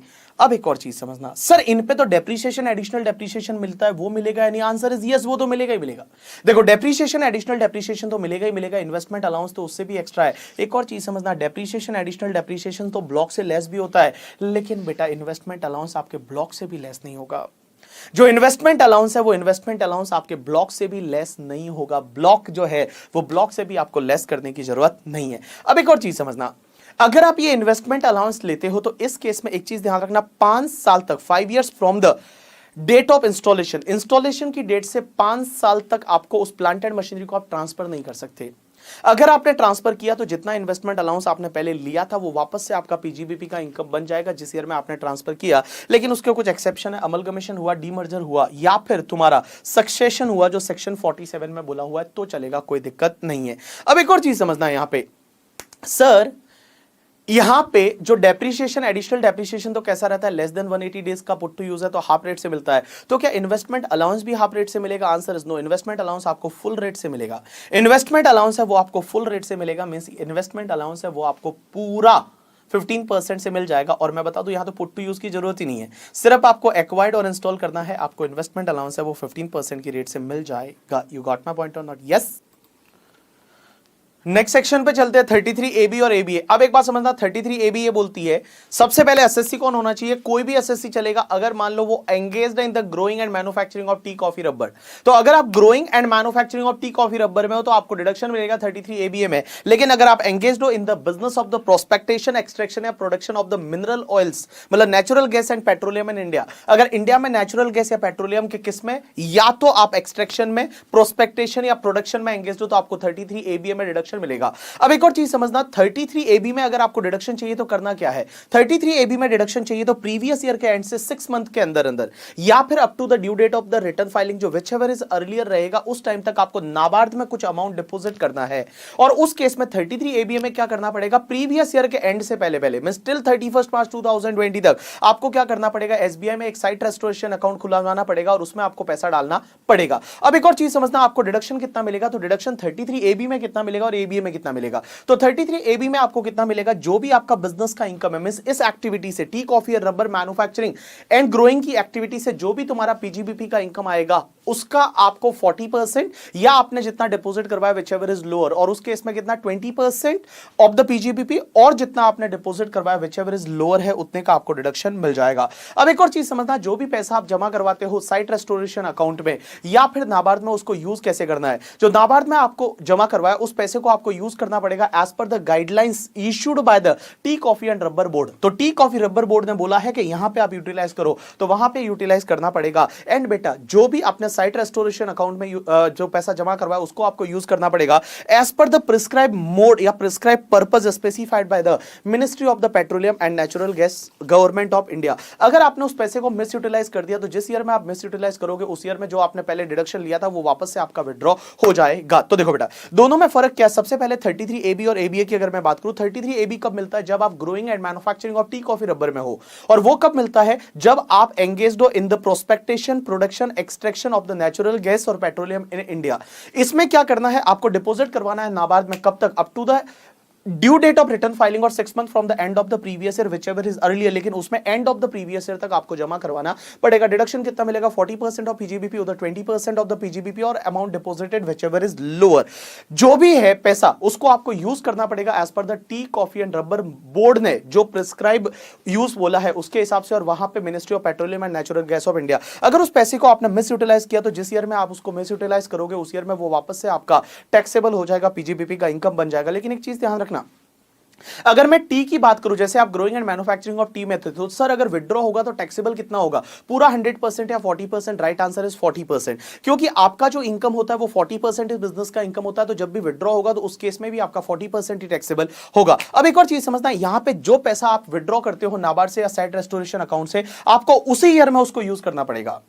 अगर उस ईयर में आपने यूज नहीं किया तो उस ईयर में जितना भी अनयूज्ड अमाउंट है वो आपके लिए वापस से पीजीबीपी का इनकम है वो बन जाएगा। जैसे मान लो 10 लाख आपने विड्रॉ किया और उसमें से आपने 7 लाख यूज कर लिया, 3 लाख यूज नहीं किया टिल 31 मार्च 2020 तक, मतलब सपोज इस साल में आपने विड्रॉ किया, तो जिस ईयर में विड्रॉ करोगे उसी ईयर में उसको यूज करना पड़ेगा प्रिस्क्राइब मोड के लिए। अगर आपने नहीं किया तो वो आपके लिए वापस से पीजीबीपी का इनकम बन जाएगा। अब एक और चीज समझना, उसको आप यूज कर सकते हो जो भी मोड्स दे रखे, प्रिस्क्राइब पर्पस दे रखे उसके लिए, लेकिन एक चीज समझना, 3 चीजों के लिए आप उसको यूज नहीं कर सकते।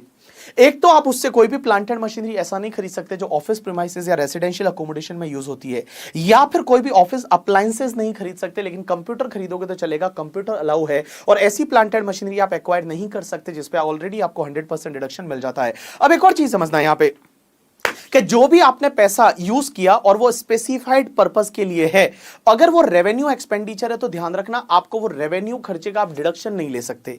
जैसे आई कैन टेक एग्जांपल, जब मैंने ऑलरेडी डिपॉजिट किया था डिडक्शन ले लिया था, उसमें से विड्रॉ करके मैंने आपने सही पर्पस के लिए रेवेन्यू एक्सपेंडिचर किया, तो क्या रेवेन्यू एक्सपेंडिचर किया तो वो एक्सपेंडिचर को क्या मैं पीएनडल के डेबिट में डाल सकता हूं? आंसर इज नो, नहीं डाल सकते। लेकिन एक और चीज समझना, अगर आपने कैपिटल एक्सपेंडिचर किया तो क्या उस पर डेप्रिसिएशन अलाउ होगा या नहीं? आंसर इज यस, उस पर डेप्रिसिएशन मिल जाएगा, कोई दिक्कत नहीं है। अब एक और चीज समझना, आपने सही यूज किया और अगर कोई प्लांट एंड मशीनरी आपने एक्वायर किया तो ध्यान रखना वो प्लांट एंड मशीनरी जो है, वो जो असेट है, वो असेट आप 8 इयर्स तक सेल नहीं कर सकते। 8 year from the end of the previous year, and of the year, 8 years from the end of the year in which asset was acquired. तो जो असेट आपने एक्वायर्ड की और वो सही पर्पस जो बोला था पर्पस उसके लिए, वो असेट आपने एक्वायर की, तो जिस ईयर में आपने एक्वायर किया उस ईयर के एंड से 8 इयर्स तक उसको आप बेच नहीं सकते। अगर आप 8 इयर्स में आप उस असेट को बेच देते हो तो उस पर बेचोगे तो कैपिटल गेन वगैरह होगा, वो तो होगा ही होगा। जिस ईयर में आप सेल करोगे, जो पहले आपने डिडक्शन लिया था 33AB में करके, ठीक है, या 33ABA में, वो वापस से आपके लिए टैक्सेबल हो जाएगा अंडर द हेड पीजीबीपी। अब एक और चीज समझना, अगर मान लो वो पैसा आप विड्रॉ कर लेते हो, आप जो है वो पैसा आप क्या कर लेते हो? विड्रॉ कर लेते हो 33AB वाला। तो 33AB ये बोलती है कि अगर आपने क्लोजर ऑफ बिजनेस क्लोज हो गया तब आपने विड्रॉ किया, या डिसोल्यूशन ऑफ द फर्म है तब आपने विड्रॉ किया, तो उस केस में वो टैक्सेबल होगा। लेकिन किसी एसएससी की डेथ के टाइम पे विड्रॉ होता है, या पार्टीशन ऑफ एचयूएफ के टाइम पे विड्रॉ होता है, लिक्विडेशन ऑफ कंपनी के टाइम पे विड्रॉ होता है, तो वो टैक्सेबल नहीं होगा। तो देखो, टी कॉफी रबर जो भी है उसमें नाबार्ड में जो पैसा डाला था वो विड्रॉ करते हो, अगर closure of business and dissolution of the firm ये आपके हाथ में होता है और उस टाइम पे अगर आप विड्रॉ करते हो then it will be taxable. Next section is 35 is related to scientific research. अब एक बात समझना, साइंटिफिक रिसर्च पे आप जो खर्चा करते हो तो उस केस में आपको डिडक्शन कैसे मिलेगा? मेरी तरफ देखो, आप उसको बुक में देखने की जरूरत नहीं, एक बार मेरी तरफ देखो। देखो 2 पार्ट। सबसे पहला, research during the course of business. अगर आपका बिजनेस चल रहा है और बिजनेस में आप रिसर्च कर रहे हो, research during the course of business, एक काम करते हैं अपन, इस पार्ट को अपन सेक्शन 35 को 2 पार्ट में डिवाइड कर लेते हैं। सबसे पहले आपका part 1 is in house research. In house research का मतलब होता है सेल्फ स्पेंडिंग, मींस आप अपने बिजनेस के लिए रिलेटेड रिसर्च कर रहे हो, तो उस केस में क्या होगा? तो आप अपने बिजनेस से रिलेटेड रिसर्च करते हो तो उसमें 2 पार्ट। सबसे पहला, research during the course of business. During the course of business में बिजनेस भी चल रहा है, रिसर्च भी चल रहा है। रेवेन्यू एक्सपेंडिचर पे 100% डिडक्शन मिलेगा, कैपिटल एक्सपेंडिचर पे, लैंड को छोड़ के बाकी पे 100% डिडक्शन मिलेगा। अब एक बात समझना, मैंने क्या बोला? Research during the course of business, revenue पे 100%, कैपिटल पे, लैंड को छोड़ के बाकी पे 100%। But research before commencement of the business, तो क्या उस पर भी डिडक्शन मिलेगा? Answer is yes. Business commence करने से पहले कोई रिसर्च का खर्चा करोगे उस पर भी डिडक्शन मिलेगा, लेकिन maximum 3 years before the date of the commencement of the business, जिस डेट को आपने बिजनेस कमेंस किया उसके पिछले के मैक्सिमम 3 इयर्स का डिडक्शन है, 3 इयर्स के खर्चों का डिडक्शन मिलेगा। और उसमें भी एक चीज ध्यान रखना, रेवेन्यू में सिर्फ मटेरियल और सैलरी पे 100% डिडक्शन मिलेगा, बाकी रेवेन्यू एक्सपेंडिचर अलाउ नहीं होंगे। तो देखो, बिजनेस कमेंस से पहले आपने साइंटिफिक रिसर्च के लिए खर्चा किया तो रेवेन्यू में मटेरियल एंड सैलरी में भी परक्यूजिट को छोड़ के उस पे आपको 100% डिडक्शन मिलेगा, और कैपिटल में बेटा लैंड को छोड़ के बाकी पे आपको 100% डिडक्शन मिल जाएगा। अब एक और चीज समझना, अगर मान लो आप जो रिसर्च करते हो during the course of business में, बिजनेस भी चल रहा है, रिसर्च भी कर रहे हो, लेकिन अगर 3 कंडीशन सेटिस्फाइड हो जाती है, पहला अगर एसएससी कंपनी है, दूसरा उसका मैन्युफैक्चरिंग बिजनेस है या फिर बायोटेक्नोलॉजी बिजनेस है एंड रिसर्च अप्रूव्ड है। मैंने क्या बोला?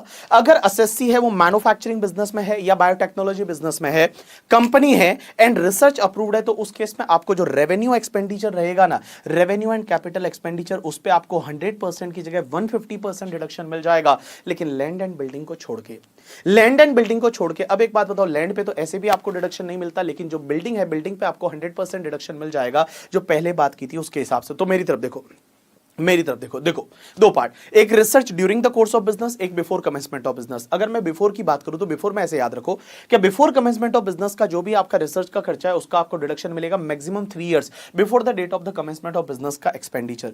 रेवेन्यू में सिर्फ मटेरियल एंड सैलरी का डिडक्शन मिलेगा, सैलरी एक्सक्लूड परक्यूजिट 100% डिडक्शन, बाकी रेवेन्यू एक्सपेंडिचर पे डिडक्शन नहीं मिलेगा, लेकिन कैपिटल में लैंड को छोड़ के बाकी पे 100% डिडक्शन मिलेगा। अब एक चीज समझना, research during the course of business, business भी चल रहा है, रिसर्च भी कर रहे हो, डिडक्शन मिलेगा रेवेन्यू पे 100%, कैपिटल में लैंड को छोड़ के बाकी पे 100%। लेकिन अगर 3 कंडीशन सेटिस्फाइड हो जाती है, कौन कौन सी? सबसे पहला एसएससी कंपनी होनी चाहिए, दूसरा मैन्युफैक्चरिंग बिजनेस होना चाहिए या बायोटेक्नोलॉजी और मैन्युफैक्चरिंग बिजनेस शेड्यूल 11 के आइटम्स को छोड़ के, 11 शेड्यूल के आइटम है उसको छोड़ के मैन्युफैक्चरिंग बिजनेस, बायोटेक्नोलॉजी बिजनेस, या फिर उसके साथ साथ में रिसर्च अप्रूव्ड होता है, तो ऑल रेवेन्यू कैपिटल एक्सपेंडिचर पे आपको 150% डिडक्शन मिल जाएगा, एक्सेप्ट लैंड एंड बिल्डिंग। देखो, लैंड पे तो ऐसे भी डिडक्शन नहीं मिलता, बट बिल्डिंग पे आपको 100% डिडक्शन मिल जाएगा ड्यू टू सेक्शन 3514 की वजह से। अब एक बात समझना, नेक्स्ट पार्ट पे चलते हैं, that is the contribution to outsider.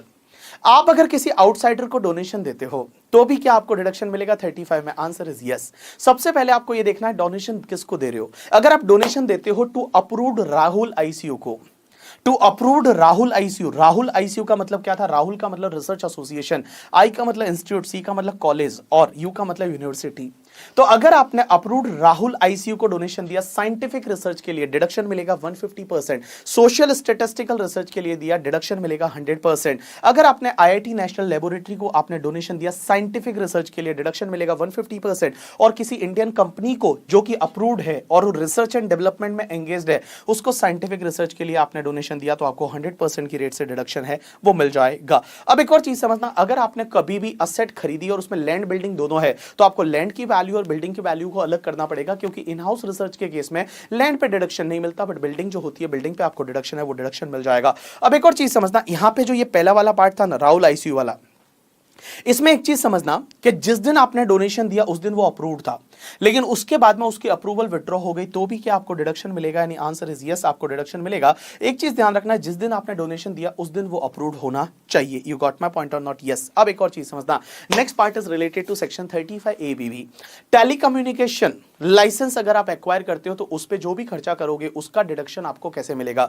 तो उसका डिडक्शन अमोर्टाइज होगा over the life of the licence, licence का जितना लाइफ है उसमें अमोर्टाइज होगा। अब एक और चीज समझना, तो अगर मान लो आप कोई भी टेलीकम्युनिकेशन लाइसेंस एक्वायर करते हो तो उसका जो भी खर्चा है वो अमोर्टाइज कैसे करोगे? 2 पार्ट। सबसे पहले licence taken after commencement of business, means business भी चल रहा है, लाइसेंस ले लिया, then deduction will be allowed from the year in which payment is made till the year in which licence will expire. जिस year में आपने payment किया उस ईयर से डिडक्शन मिलेगा, और जिस ईयर में आपने का लाइसेंस एक्सपायर हो रहा है उस ईयर तक डिडक्शन मिलेगा। लेकिन एक चीज समझना, licence taken before commencement of business and payment is already made, means business है ही नहीं और आपने लाइसेंस ले लिया और पेमेंट भी कर दिया, then deduction will be allowed from the year in which business is commence till the year in which licence will expire. You got my point और नॉट? यस। तो देखो 2 part, licence taken after commencement of business, then deduction will be allowed from the year of payment, payment वाले year से deduction मिलेगा till the year in which licence will expire. But if licence taken before commencement of business and payment is already made, then deduction will be allowed from the year in which business is commence till the year in which licence will expire. You got my point और not? Yes. यहां पे ध्यान रखना, अगर mid of the year licence लिया और payment किया तो यहां पे 10 ईयर्स की जगह 11 ईयर्स हो जाता था. ऐसा मैंने आपको वहां पे बताया था, एग्जांपल से आपको समझ में आ जाएगा. अब एक चीज समझना, लाइसेंस को जब आप सेल करते हो तो उस केस में क्या होगा, तो सेल करने के केस में सेम जैसे टर्मिनल डेप्रिसिएशन बैलेंसिंग चार्ज वाला जो पार्ट था वैसा का वैसा यहां पे भी हो जाएगा. Next part is 35 ABA. ABA क्या बोलती है कि अगर आपने स्पेक्ट्रम लिया, देखो टेलीकम्युनिकेशन लाइसेंस लिया तो 35 एबीबी लगेगा. बट अगर आपने मान लो स्पेक्ट्रम लिया, जो नेट का सर्विस 4G 5G वाले अगर स्पेक्ट्रम लिए तो उस केस में 35 एबीए सेक्शन लगेगी. और 35 एबीए ये बोलती है कि भैया जो प्रोविजन 35 एबीबी में थे वैसे के वैसे प्रोविजन 35 एबीए में भी रहेंगे. एक और चीज समझना, जब आपको यहां टेलीकम्युनिकेशन लाइसेंस या स्पेक्ट्रम है उस पे ये स्पेसिफिक डिडक्शन का मेथड दे रखा है अमोर्टाइजेशन का, तो क्या आपको डेप्रिसिएशन मिल जाएगा? Answer is no. आपको डेप्रिसिएशन अलाउ नहीं होगा. जब आपको स्पेसिफिक तरीके से अमोर्टाइजेशन दे रखा है तो आपको डेप्रिसिएशन अलाउ नहीं होगा. Next section is 35 CCC.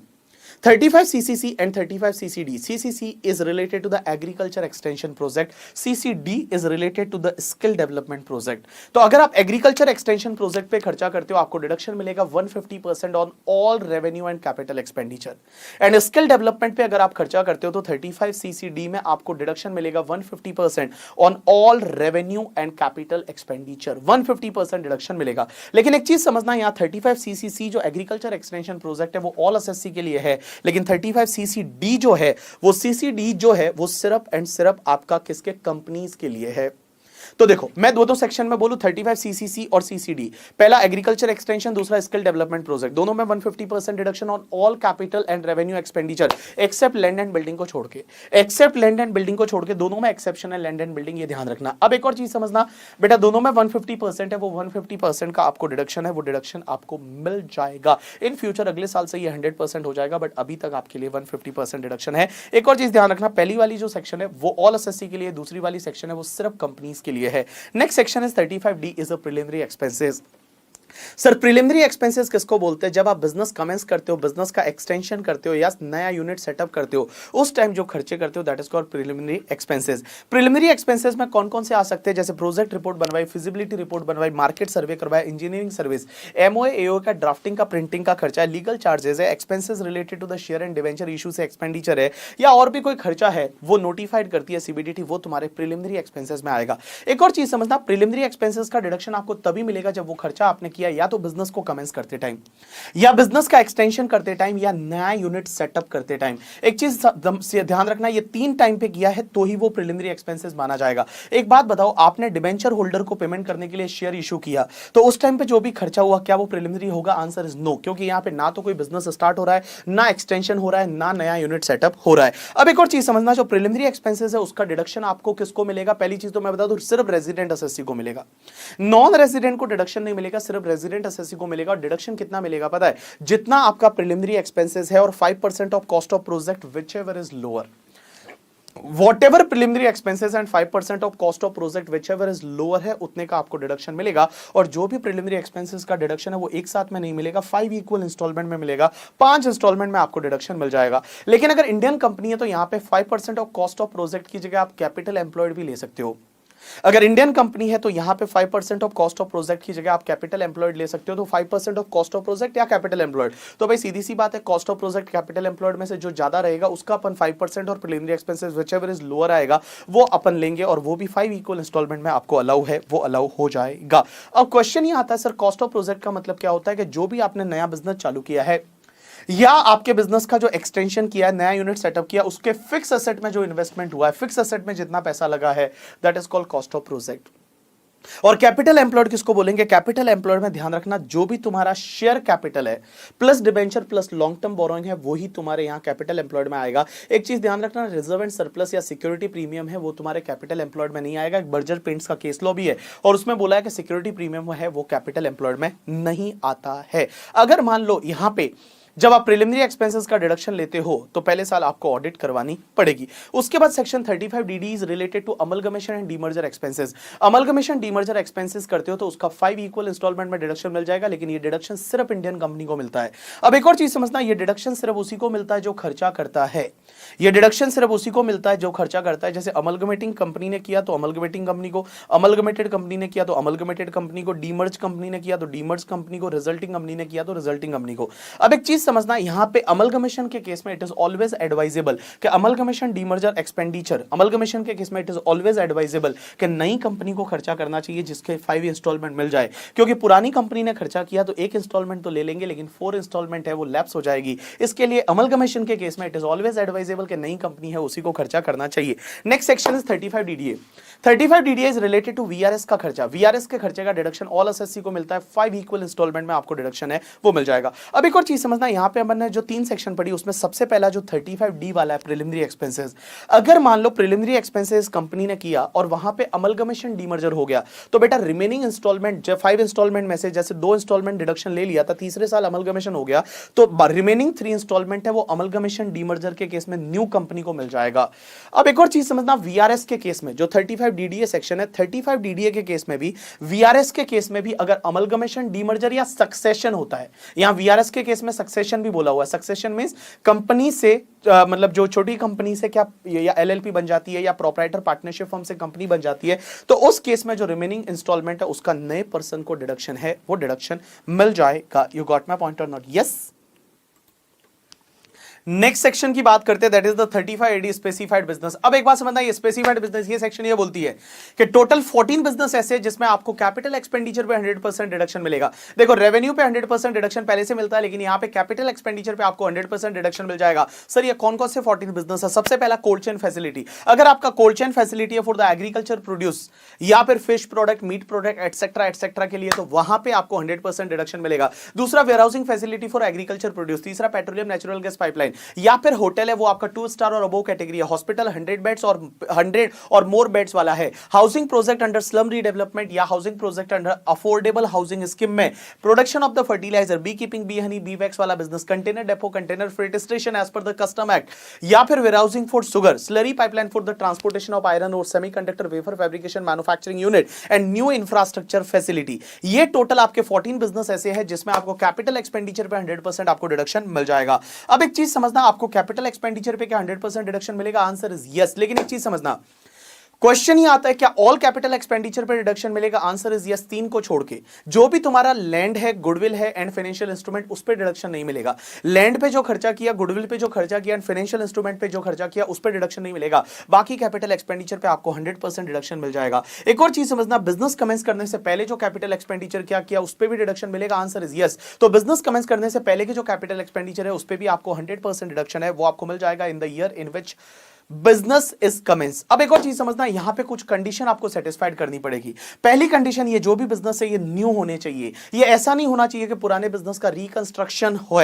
पुराने बिजनेस है वो पुराने बिजनेस का अगर रिकंस्ट्रक्शन स्प्लिट अप, ऐसा नहीं होना चाहिए, नया बिजनेस होना चाहिए। एक और चीज समझना, यहां पे जो भी प्लांट एंड मशीनरी यूज होगी वो प्लांट एंड मशीनरी आपकी न्यू होनी चाहिए। लेकिन एक चीज ध्यान रखना, टोटल प्लांट एंड मशीनरी का 20% तक second hand plant and machinery चल सकता है। एक और चीज समझना, इंडिया के बाहर से जो प्लांट एंड मशीनरी आप इंपोर्ट करोगे जिसपे इंडिया में कभी डेप्रिसिएशन या इनकम टैक्स एक्ट में डेप्रिसिएशन नहीं लिया, तो जो imported second hand plant and machinery है वो न्यू ही मानी जाएगी only for the purpose of this particular section. अब एक और चीज समझना, जो पेट्रोलियम नेचुरल गैस पाइपलाइन वाला बिजनेस है ना, उसके लिए कुछ स्पेसिफिक अदर कंडीशन और सेटिस्फाइड करनी पड़ेगी। पहली कंडीशन, जो पेट्रोलियम नेचुरल गैस वाला पाइपलाइन का बिजनेस है वो सिर्फ इंडियन कंपनी और the consortium of the Indian company है वो ही कर सकता है वो बिजनेस। मींस इंडियन कंपनी और ग्रुप ऑफ इंडियन कंपनी है वही लोग वो ये बिजनेस कर सकते हैं। एक और चीज समझना, वो बिजनेस पेट्रोलियम और नेचुरल गैस रेगुलेटरी बोर्ड से अप्रूव्ड होना चाहिए। और petroleum and natural gas regulatory board जितना पाइपलाइन बोलेंगे वो दूसरों को भी यूज करने के लिए देना पड़ेगा। दे विल से दैट कि इतना पाइपलाइन आप दूसरों को यूज करने के लिए दो तो दूसरों को भी यूज करने के लिए देना पड़ेगा। उसके बाद एक और चीज समझना, यहां 35 AD में ऑल कैपिटल एक्सपेंडिचर पे डिडक्शन मिलता है, लेकिन 10,000 से ज्यादा का अगर सिंगल डे में सिंगल पर्सन को आप पेमेंट करते हो तो वो आपको अकाउंट पे चेक, अकाउंट पे demand draft, any mode of electronic clearing system through bank account और एनी अदर प्रिस्क्राइब मोड है उसी से आपको पेमेंट करना है। अगर आपने कैश में वगैरह किया तो उसका आपको डिडक्शन है वो डिडक्शन नहीं मिलेगा। अब एक और चीज समझना, जब आपको 35 एडी में डिडक्शन मिलता है तो क्या आपको डेप्रिसिएशन अलाउ होगा? Answer is no. एक और चीज समझना, 35 एडी में जो डिडक्शन लेते हो वो असेट को आप जब भी बेचोगे, even after like you know that 20 years, जो भी सेलिंग प्राइस होगा that will be taxable under the head PGBP. Cost से ज्यादा है, कॉस्ट से कम है, उससे कोई फर्क नहीं पड़ता, सीधा सेलिंग प्राइस है, that will be taxable under the head PGBP. Section 28 में टैक्सेबल है, वो टैक्सेबल हो जाएगा। अब एक और चीज समझना, स्पेसिफाइड बिजनेस का जो लॉस होता है ना वो सिर्फ स्पेसिफाइड बिजनेस से ही सेट ऑफ हो सकता है, किसी भी दूसरे बिजनेस से सेट ऑफ नहीं होगा। और स्पेसिफाइड बिजनेस का लॉस जो भी बच जाता है वो आप कैरी फॉरवर्ड कर सकते हो और अनलिमिटेड ईयर्स तक कैरी फॉरवर्ड कर सकते हो। मींस यहां पे कोई टाइम लिमिट नहीं है, 100 साल तक भी आप उसको कैरी फॉरवर्ड कर सकते हो, अनलिमिटेड ईयर्स तक आप स्पेसिफाइड बिजनेस का लॉस है वो कैरी फॉरवर्ड कर सकते हो। अब एक और चीज समझना, स्पेसिफाइड बिजनेस का कोई लॉस है तो उसको स्पेसिफाइड बिजनेस से सेट ऑफ कर सकते हो। एक चीज ध्यान रखना, जो दूसरा स्पेसिफाइड बिजनेस है उसमें 35 एडी का डिडक्शन मिलता है या नहीं, उससे कोई फर्क नहीं पड़ता। जैसे आई कैन टेक एग्जांपल, मान लो मेरे पास 2 होटल है, एक होटल 20 साल पहले स्टार्ट किया था जो 35 एडी में नहीं आता, एक होटल आज स्टार्ट किया, दोनों 2 स्टार और अबोव है। अब एक चीज समझना, जो अभी स्टार्ट किया वो 35 एडी में डिडक्शन मिलता है, उसका जो लॉस है वो पुराने वाली जो होटल है क्या उसके प्रॉफिट से सेट ऑफ कर सकते हैं? आंसर इज यस, कर सकते हैं, क्योंकि पुराना वाला जो होटल है वो भी स्पेसिफाइड बिजनेस तो है ही है, उस पे 35 एडी का डिडक्शन नहीं मिलता, लेकिन वो स्पेसिफाइड बिजनेस की कैटेगरी में तो आएगा, उसके सामने आप सेट ऑफ कर सकते हो, कोई दिक्कत नहीं है। अब एक और चीज समझना, जब आप 35 एडी में डिडक्शन लेते हो तो आप 10 AA या 80 IA, 80 IB, 80 IC, 80 ID जो भी इनकम बेस्ड डिडक्शन है वो आप नहीं ले सकते, सिंपल सी बात है, आप डबल डिडक्शन नहीं ले सकते। एक और चीज समझना, ये स्पेसिफाइड बिजनेस जो भी है ये सिर्फ एसएससी खुद ही बिजनेस कंडक्ट करेगा, लेकिन इसका एक एक्सेप्शन है, होटल के केस में आपने ऑपरेशन किसी और को ट्रांसफर कर दिए तो चलेगा, कोई दिक्कत नहीं। होटल के केस में आपने ऑपरेशन किसी और को ट्रांसफर कर दिए तो भी चलेगा। अब एक और चीज समझना आप लोग, सर यहां पे एक चीज समझना, जो असेट आप स्पेसिफाइड बिजनेस के लिए एक्वायर करते हो उस असेट को आप नॉन स्पेसिफाइड बिजनेस में यूज नहीं कर सकते with in 8 years from the year of acquisition. मतलब जिस ईयर में आपने स्पेसिफाइड बिजनेस के लिए एक्वायर किया उस ईयर से 8 ईयर्स तक आप क्या कर सकते हो, दूसरे किसी भी नॉन स्पेसिफाइड बिजनेस में यूज नहीं कर सकते। जैसे मान लो मेरा एक होटल भी है, मेरा कोचिंग क्लास भी है, तो होटल जो है वो होटल में मैंने कोई एसी खरीदा तो वो होटल में ही मुझे यूज करना पड़ेगा, जिस ईयर में एक्वायर किया उस ईयर से 8 ईयर्स तक आपको स्पेसिफाइड बिजनेस में ही उसको यूज करना पड़ेगा, आप नॉन स्पेसिफाइड बिजनेस में उसको नहीं ट्रांसफर कर सकते। अगर आपने नॉन स्पेसिफाइड बिजनेस में यूज करना चालू किया तो उस केस में जितना डिडक्शन आपने पहले लिया था minus depreciation allowable if section 35 AD is not there. अगर 35 एडी नहीं होता तो डेप्रिसिएशन कितना अलाउ होता, वो लेस करने के बाद जो भी बचेगा वो तुम्हारा पीजीपीपी का इनकम बन जाएगा। और एक चीज समझना, अब आपके कोचिंग क्लास के ब्लॉक में एसेट की वैल्यू को ऐड करेंगे, तो कोचिंग क्लास में असेट की वैल्यू को कौन सी वैल्यू से ऐड करेंगे पता है? जितने पे वो असेट खरीदा था minus depreciation allowable if asset was used for the purpose of coaching class from the beginning of the time. मतलब जब आपने असेट खरीदा था तब से अगर वो कोचिंग क्लास के लिए ही यूज होता तो कितना डेप्रिसिएशन अलाउ हो जाता, वो लेस कर दो, जो भी बचेगा वो कोचिंग क्लास के लिए एक्चुअल कॉस्ट बन जाएगा। तो देखो बेटा, मैंने क्या बोला, समझने की कोशिश करना। मैंने बोला अगर कोई भी एसेट है वो स्पेसिफाइड बिजनेस के लिए एक्वायर की जाती है तो from the year of acquisition 8 years तक आप उसको किसी भी नॉन स्पेसिफाइड बिजनेस में यूज नहीं कर सकते।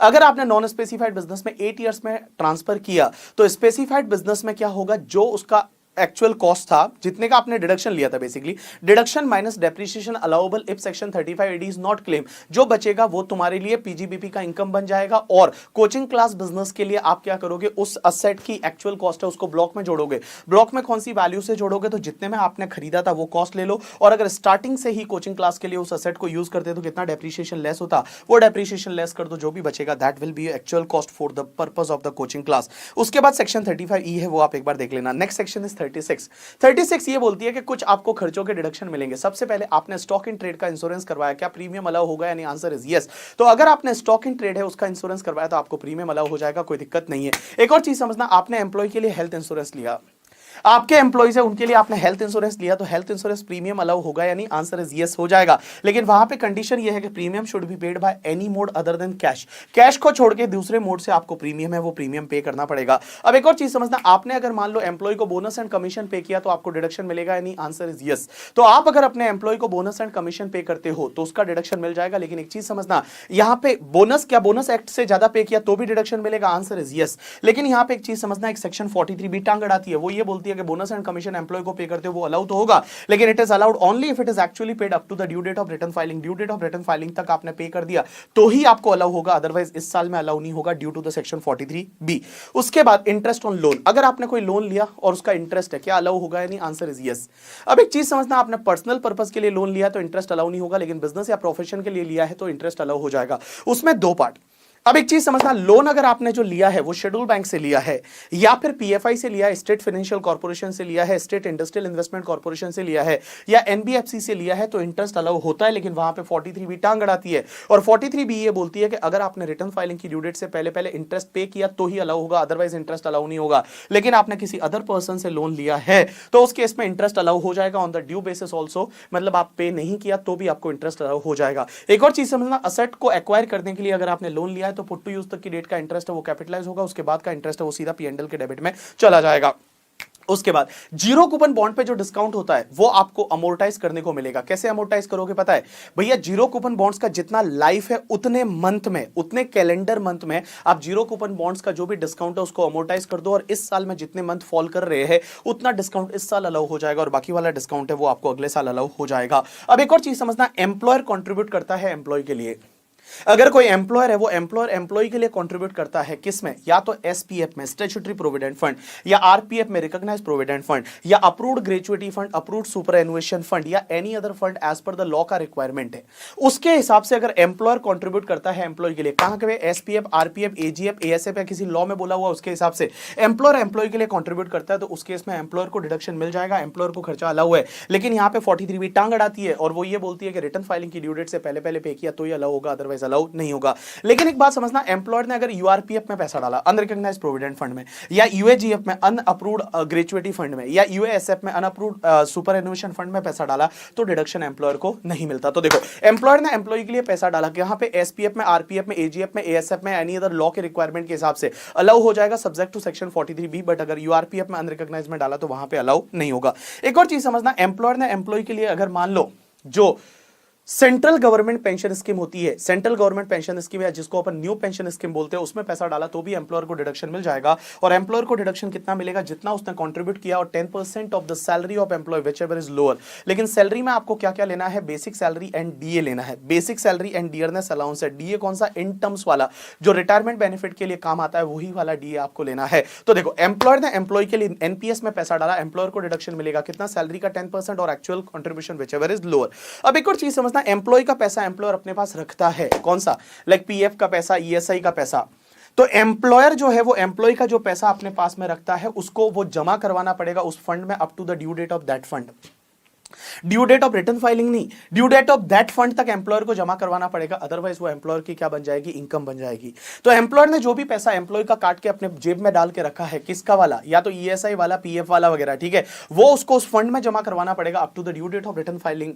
रिटर्न फाइलिंग नहीं, up to the due date of that fund, otherwise वो एम्प्लॉयर की क्या बन जाएगी? इनकम बन जाएगी। लेकिन उसके एआईएमएल वगैरह के कुछ कॉन्ट्राडिक्टरी जजमेंट है दिल्ली हाईकोर्ट के, और वो जजमेंट ये बोलता है कि रिटर्न फाइलिंग की ड्यू डेट तक जमा करवाया तो भी चलेगा, लेकिन आपको ध्यान रखना due date of that fund तक जमा करवाया तो ही चलेगा, अदरवाइज वो एम्प्लॉयर की इनकम बन जाएगी। एनिमल्स जो भी आपके बिजनेस में यूज होते हैं, क्या उसका डिडक्शन मिलेगा? Answer is yes. एनिमल्स अगर आपके बिजनेस में यूज होते हैं और स्टॉक इन ट्रेड नहीं है, जैसे तबेले का बिजनेस है या सर्कस वगैरह जो होता है, that is called animals used in the business but other than stock in trade. तो अगर वो मर जाता है, जिस ईयर में वो मर जाता है या परमानेंट यूजलेस हो जाता है, उस ईयर में आप डिडक्शन ले सकते हो। डिडक्शन कितना लोगे? Cost of animal minus scrap value. जो कॉस्ट ऑफ एनिमल है माइनस स्क्रैप वैल्यू, जो भी डिफरेंस आएगा दैट डिफरेंस का आप डिडक्शन है वो डिडक्शन ले सकते हो। अब एक और चीज समझना, क्वेश्चन ही आता है बेड डेट्स हुआ तो बेड डेट्स का डिडक्शन आपको मिलेगा। देखो दो part, bad debts related to sale से आपको डिडक्शन मिल जाएगा, bad debts related to loan है तो आपको डिडक्शन नहीं मिलेगा। लेकिन अगर आपका मनी लेंडिंग का ही बिजनेस है तो bad debts related to loan है तो भी आपको डिडक्शन है वो डिडक्शन मिल जाएगा।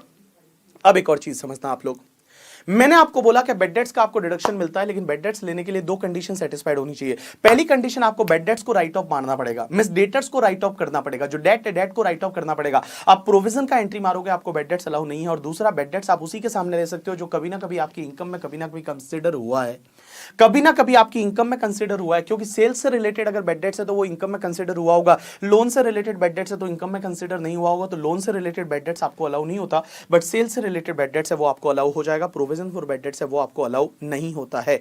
अब एक और चीज समझना, बहुत बार ऐसा होता है कि आईसीडीएस के हिसाब से आपने इनकम बना दी, आईसीडीएस के हिसाब से आपने इनकम बना दी, बट बुक्स ऑफ अकाउंट्स में इनकम बनाया ही नहीं।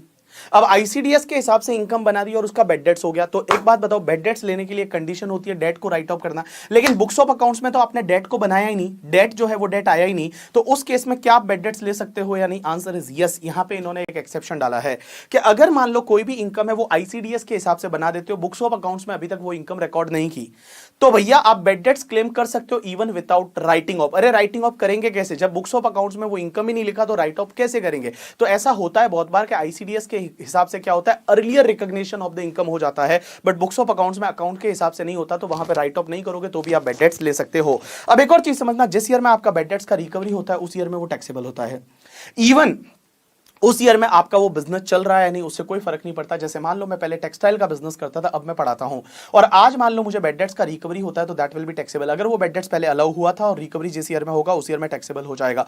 अब एक और चीज समझना, यहां पे आपका बेड डेट्स रिकवरी तभी टैक्सेबल होगा जब बेड डेट्स क्लेम किया था और रिकवर कर रहा है वो सेम पर्सन होना चाहिए। जिसने क्लेम किया था और रिकवर कर रहा है वो सेम पर्सन होना चाहिए। अगर वो अलग अलग पर्सन है तो उस केस में बेड डेट्स रिकवरी टैक्सेबल नहीं है। जैसे पार्टनरशिप फर्म ने बेड डेट्स क्लेम किया था और पार्टनर ने रिकवरी की, तो उस केस में पार्टनर के हाथ में टैक्सेबल नहीं है। बेड डेट जो क्लेम करता है और रिकवर करता है वो दोनों सेम पर्सन होने चाहिए। सर क्वेश्चन ही आता है provision for bad debts allow होता है कि? Answer is yes, provision for bad debts allow होता है, लेकिन सिर्फ बैंक्स को होता है। अब एक और चीज समझना, बैंक्स को कितना प्रोविजन अलाउ होता है? तो सबसे पहले इंडियन बैंक के केस में एक तो 8.5% of the gross total income, 8.5% of gross total income before claiming this deduction, and उसके साथ साथ में 10% of the aggregate average advance made by the rural branches.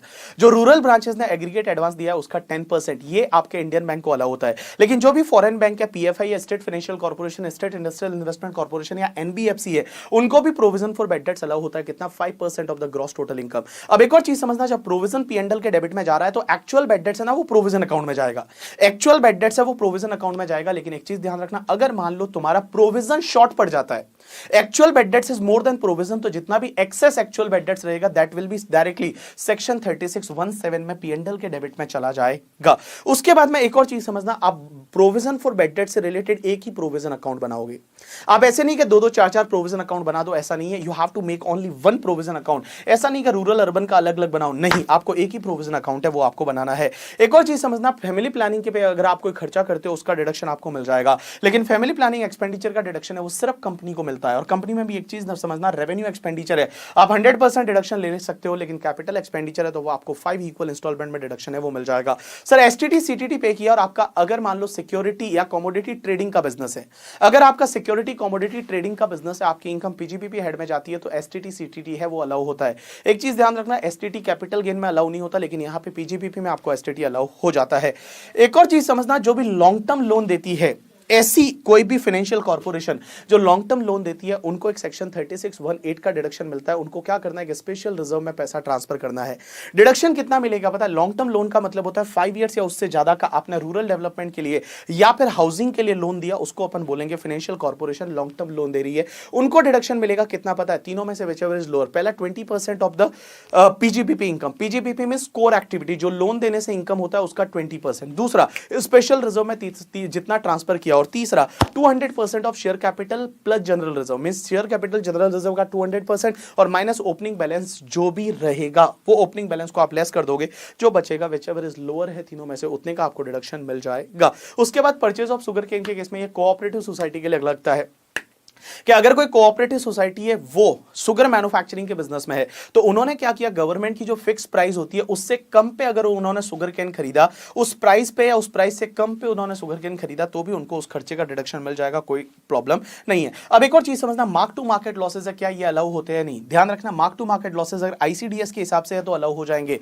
But अगर आईसीडीएस के हिसाब से नहीं है तो वो अलाउ नहीं होते। तो आप ध्यान रखना, mark to market losses if it is as पर the ICDS it will be allowed as deduction, but अगर वो आईसीडीएस के हिसाब से नहीं है तो वो अलाउ नहीं होंगे। एक और चीज समझना, section 37 is the last section. और सर कौन से खर्चे अलाउ होते हैं? General deduction. जनरल डिडक्शन क्या बोलती है? अगर 3 कंडीशन सेटिस्फाइड होती है, पहला कंडीशन, अगर वो खर्चा है वो रेवेन्यू नेचर का होना चाहिए, कैपिटल नहीं होना चाहिए। दूसरा, वो खर्चा Holi and exclusively business and profession के लिए होना चाहिए, आपका पर्सनल नेचर का नहीं होना चाहिए। और तीसरी कंडीशन ये है कि वो खर्चा जो है वो आपका लीगल होना चाहिए। अगर ये तीनों कंडीशन सेटिस्फाइड हो जाती है तो खर्चा है वो आपको 37 में अलाउ हो जाएगा। क्या सीएसआर का खर्चा अलाउ हो जाएगा? Answer is no. सीएसआर का खर्चा है वो बिजनेस पर्पस का खर्चा नहीं माना जाता। सीएसआर का एक्सपेंडिचर है that is not treated as a business expenditure, तो सीएसआर के खर्चे का आपको डिडक्शन है वो डिडक्शन आपको नहीं मिलेगा। उसके बाद अगर आप एडवर्टाइजमेंट का खर्चा करते हो डिडक्शन मिल जाएगा, लेकिन एक चीज ध्यान रखना, आपने एडवर्टाइजमेंट करवाया किसी पॉलिटिकल पार्टी के न्यूज़पेपर, ब्रोशर, पैम्पलेट या उसके मैनिफेस्टो में वगैरह, तो आपको एडवर्टाइजमेंट का उस खर्चे का डिडक्शन नहीं मिलेगा। लेकिन एक चीज समझना, ये डोनेशन टू पॉलिटिकल पार्टी माना जाता है, तो आप 80 जीजीबी जीजीसी में 100% इसका डिडक्शन है वो डिडक्शन ले सकते हो। एम्प्लॉइज को वगैरह आपने गिफ्ट दिया आपको डिडक्शन मिल जाएगा। आपने न्यू ईयर्स का पूजा का खर्चा किया, या फिर आप जब इनोग्रेशन एक्सपेंसेस करते हो, कोई भी नया क्लास खोलते हो तो हम भी इनोग्रेशन का खर्चा करते हैं, उसका डिडक्शन हमको मिल जाएगा। डीडीटी और डिविडेंड पे करते हो उसका डिडक्शन आपको नहीं मिलेगा। Provision of losses of subsidiary वगैरह है या प्रोविजन फॉर डेफर्ड टैक्स वगैरह है, वो उसका डिडक्शन आपको नहीं मिलता है। एक चीज बता दूं, प्रोविजन का डिडक्शन आपको नहीं मिलता। प्रोविजन जो है, जो फ्यूचर के लिए प्रोविजन होते हैं, उसका डिडक्शन आपको इनकम टैक्स में नहीं मिलता, सिर्फ प्रोविजन फॉर बैड डेट्स का मिलता है, जो सेक्शन 36 में पड़ा था। और कुछ प्रोविजन आईसीडीएस के हिसाब से अगर है, आईसीडीएस के हिसाब से प्रोविजन है, तो उसका डिडक्शन मिल जाएगा। अब एक और चीज समझना, अगर आप शेयर डिबेंचर के इशू एक्सपेंडिचर है उसका डिडक्शन मिलता है या नहीं। शेयर डिबेंचर के इशू एक्सपेंडिचर अगर वो प्रिलिमिनरी एक्सपेंसेस में चले जाते हैं तो सेक्शन 35D में डिडक्शन मिल जाएगा। लेकिन अगर वो प्रिलिमिनरी एक्सपेंसेस नहीं है तो डिडक्शन मिलता है या नहीं, तो उसको लेके एक ब्रूक बॉन्ड इंडिया लिमिटेड का केस लॉ है, और उस केस लॉ में बाइफर्केशन ऐसे किया है कि अगर वो आईपीओ से रिलेटेड खर्चा है, एफपीओ से रिलेटेड खर्चा है या राइट इशू का खर्चा है, तो वो कैपिटल एक्सपेंडिचर माना जाएगा, डिडक्शन नहीं मिलेगा। लेकिन बायबैक या बोनस या डिबेंचर से रिलेटेड खर्चा है तो वो रेवेन्यू माना जाएगा और आपको अलाउ हो जाएगा। देखो मैंने क्या बोला, आईपीओ, एफपीओ और राइट इशू का खर्चा, IPO, FPO and right issue का खर्चा कैपिटल एक्सपेंडिचर अलाउ नहीं होगा। लेकिन बायबैक और बोनस एंड डिबेंचर और लोन से रिलेटेड खर्चा है वो रेवेन्यू एक्सपेंडिचर आपको अलाउ हो जाएगा। आप बोलोगे बाइफर्केशन कैसे किया? देखो, जो चीज करने से अगर आपकी शेयर कैपिटल इंपैक्ट होती है, आपका कैपिटल बेस इंपैक्ट होता है, that is called capital expenditure. IPO, FPO, right issue निकालने से आपका शेयर कैपिटल बढ़ जाता है, तो उस केस में क्या होगा, ये कैपिटल होगा। लेकिन एक चीज समझना, जब भी आप बायबैक करते हो उतना का उतना अमाउंट आप सीआरआर में ट्रांसफर करते हो, बोनस के केस में आप रिजर्व को कैपिटलाइज करते हो, एंड तुम्हारा जो भी लोन डिबेंचर है वो कैपिटल बेस में आता नहीं है, तो उस केस में वो रेवेन्यू एक्सपेंडिचर माने जाएंगे। अब एक और चीज समझना, सर टैक्सेस अलाउ होते हैं या नहीं? तो टैक्सेस में मैं बता दूं, डायरेक्ट टैक्स अलाउ नहीं होते because this is a personal expenditure, but indirect taxes allow होते हैं। इनडायरेक्ट टैक्स और डायरेक्ट टैक्स का सर इंटरेस्ट अलाउ होता है कि देखो, डायरेक्ट टैक्स जब अलाउ नहीं है तो डायरेक्ट टैक्स का इंटरेस्ट भी अलाउ नहीं, डायरेक्ट टैक्स की पेनल्टी भी अलाउ नहीं है। लेकिन जब इनडायरेक्ट टैक्स अलाउड है तो इनडायरेक्ट टैक्स का इंटरेस्ट है वो इंटरेस्ट आपको अलाउ हो जाएगा, लेकिन पेनल्टी आपको अलाउ नहीं होती है। इनडायरेक्ट टैक्स की कोई पेनल्टी है वो भी आपको अलाउ नहीं होगी। अब एक बात समझना, पेनल्टी दो तरह की होती है, एक तो ब्रीच ऑफ लॉ और एक होती है breach of contract. Breach of law का पेनल्टी अलाउ नहीं है, लेकिन ब्रीच ऑफ कॉन्ट्रैक्ट का पेनल्टी अलाउ हो जाएगा, लेकिन कॉन्ट्रैक्ट आपका रेवेन्यू नेचर का होना चाहिए।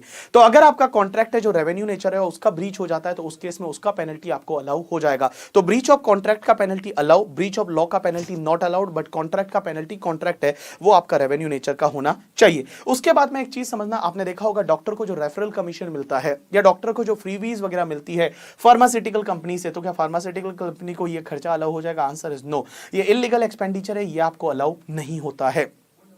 तो फार्मास्यूटिकल कंपनी ने क्या किया, अगर डॉक्टर को फ्रीबीज दी या उनको क्या किया, कहीं फॉरेन वगैरह घुमाने लेके गए, तो वो खर्चा है वो आपको अलाउ नहीं होता। या बहुत बार लेबोरेटरी, कैप्स्कल लेबोरेटरी का केस लॉ है और लेबोरेटरी ने डॉक्टर को रेफरल कमीशन दिया तो वो भी अलाउ नहीं है क्योंकि ये इलीगल खर्चा हो जाएगा। उसके बाद टैक्स ऑडिट का खर्चा वगैरह है वो अलाउ हो जाएगा, कोई दिक्कत नहीं है। कीमैन इंश्योरेंस पॉलिसी का जो भी प्रीमियम है वो अलाउ होता है। इवन पार्टनरशिप फर्म ने पार्टनर को कीमैन बनाया और पार्टनर के लिए पॉलिसी लिया तो भी डिडक्शन आपको मिल जाएगा। उसके बाद अपन चलते हैं सेक्शन 40 पे, और सेक्शन 40 क्या बोलती है समझने की कोशिश करना। सेक्शन 40 ये बोलती है कुछ खर्चे ऐसे जो स्पेसिफिकली डिसअलाउड हो जाएंगे।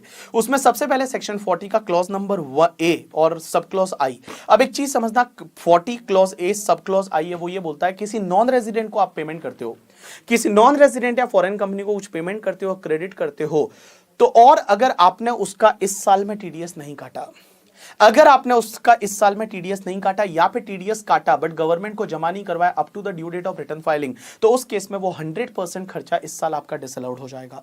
इस साल आपका 100% खर्चा है वो डिसअलाउड हो जाएगा। तो देखो मैंने क्या बोला, all people please pay attention, if you are making payment और क्रेडिटिंग द नॉन रेजिडेंट और foreign company and if you not deducted the TDS in current previous year और deducted in previous year but not deposited to government up to the due date of return filing, then 100% खर्चा है वो आपका इस साल disallowed हो जाएगा। अब एक चीज समझना, अगर आपने इन फ्यूचर अगले साल में टीडीएस काटा या फिर टीडीएस इस साल काटा था बट ड्यू डेट के बाद जमा करवाया, तो जिस ईयर में वो टीडीएस आप जमा करवाओगे उस ईयर में आपको उसका 100% डिडक्शन मिल जाएगा। अब एक चीज समझना, section 40 clause A sub clause 1 ए ये बोलता है कि अगर आप किसी रेजिडेंट को पेमेंट करते हो या क्रेडिट करते हो, तो अगर आप किसी रेजिडेंट को पेमेंट करते हो क्रेडिट करते हो, उसका आपने टीडीएस नहीं काटा या फिर काटा बट गवर्नमेंट को जमा नहीं करवाया up to the due date of return filing, तो 30% खर्चा डिसअलाउड होगा।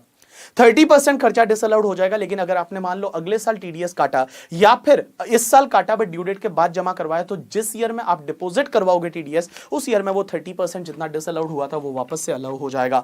दोनों सेक्शन में यही फर्क है कि नॉन रेजिडेंट फॉरेन कंपनी का अगर टीडीएस नहीं काटा या काटा बट गवर्नमेंट को जमा नहीं करवाया up to the due date of return filing, 100% expenditure disallowed होगा, और रेजिडेंट के केस में आपका 30% एक्सपेंडिचर है वही डिसअलाउड होगा। अब यहां पे अमेंडमेंट वाला पार्ट है वो आ गया। अब एक चीज समझना, आपने किसी नॉन रेजिडेंट फॉरेन कंपनी को पेमेंट किया या रेजिडेंट को पेमेंट किया, ये वाला पॉइंट लास्ट ईयर तक सिर्फ रेजिडेंट पे लगता था बट अब नॉन रेजिडेंट फॉरेन कंपनी पे भी लग जाएगा।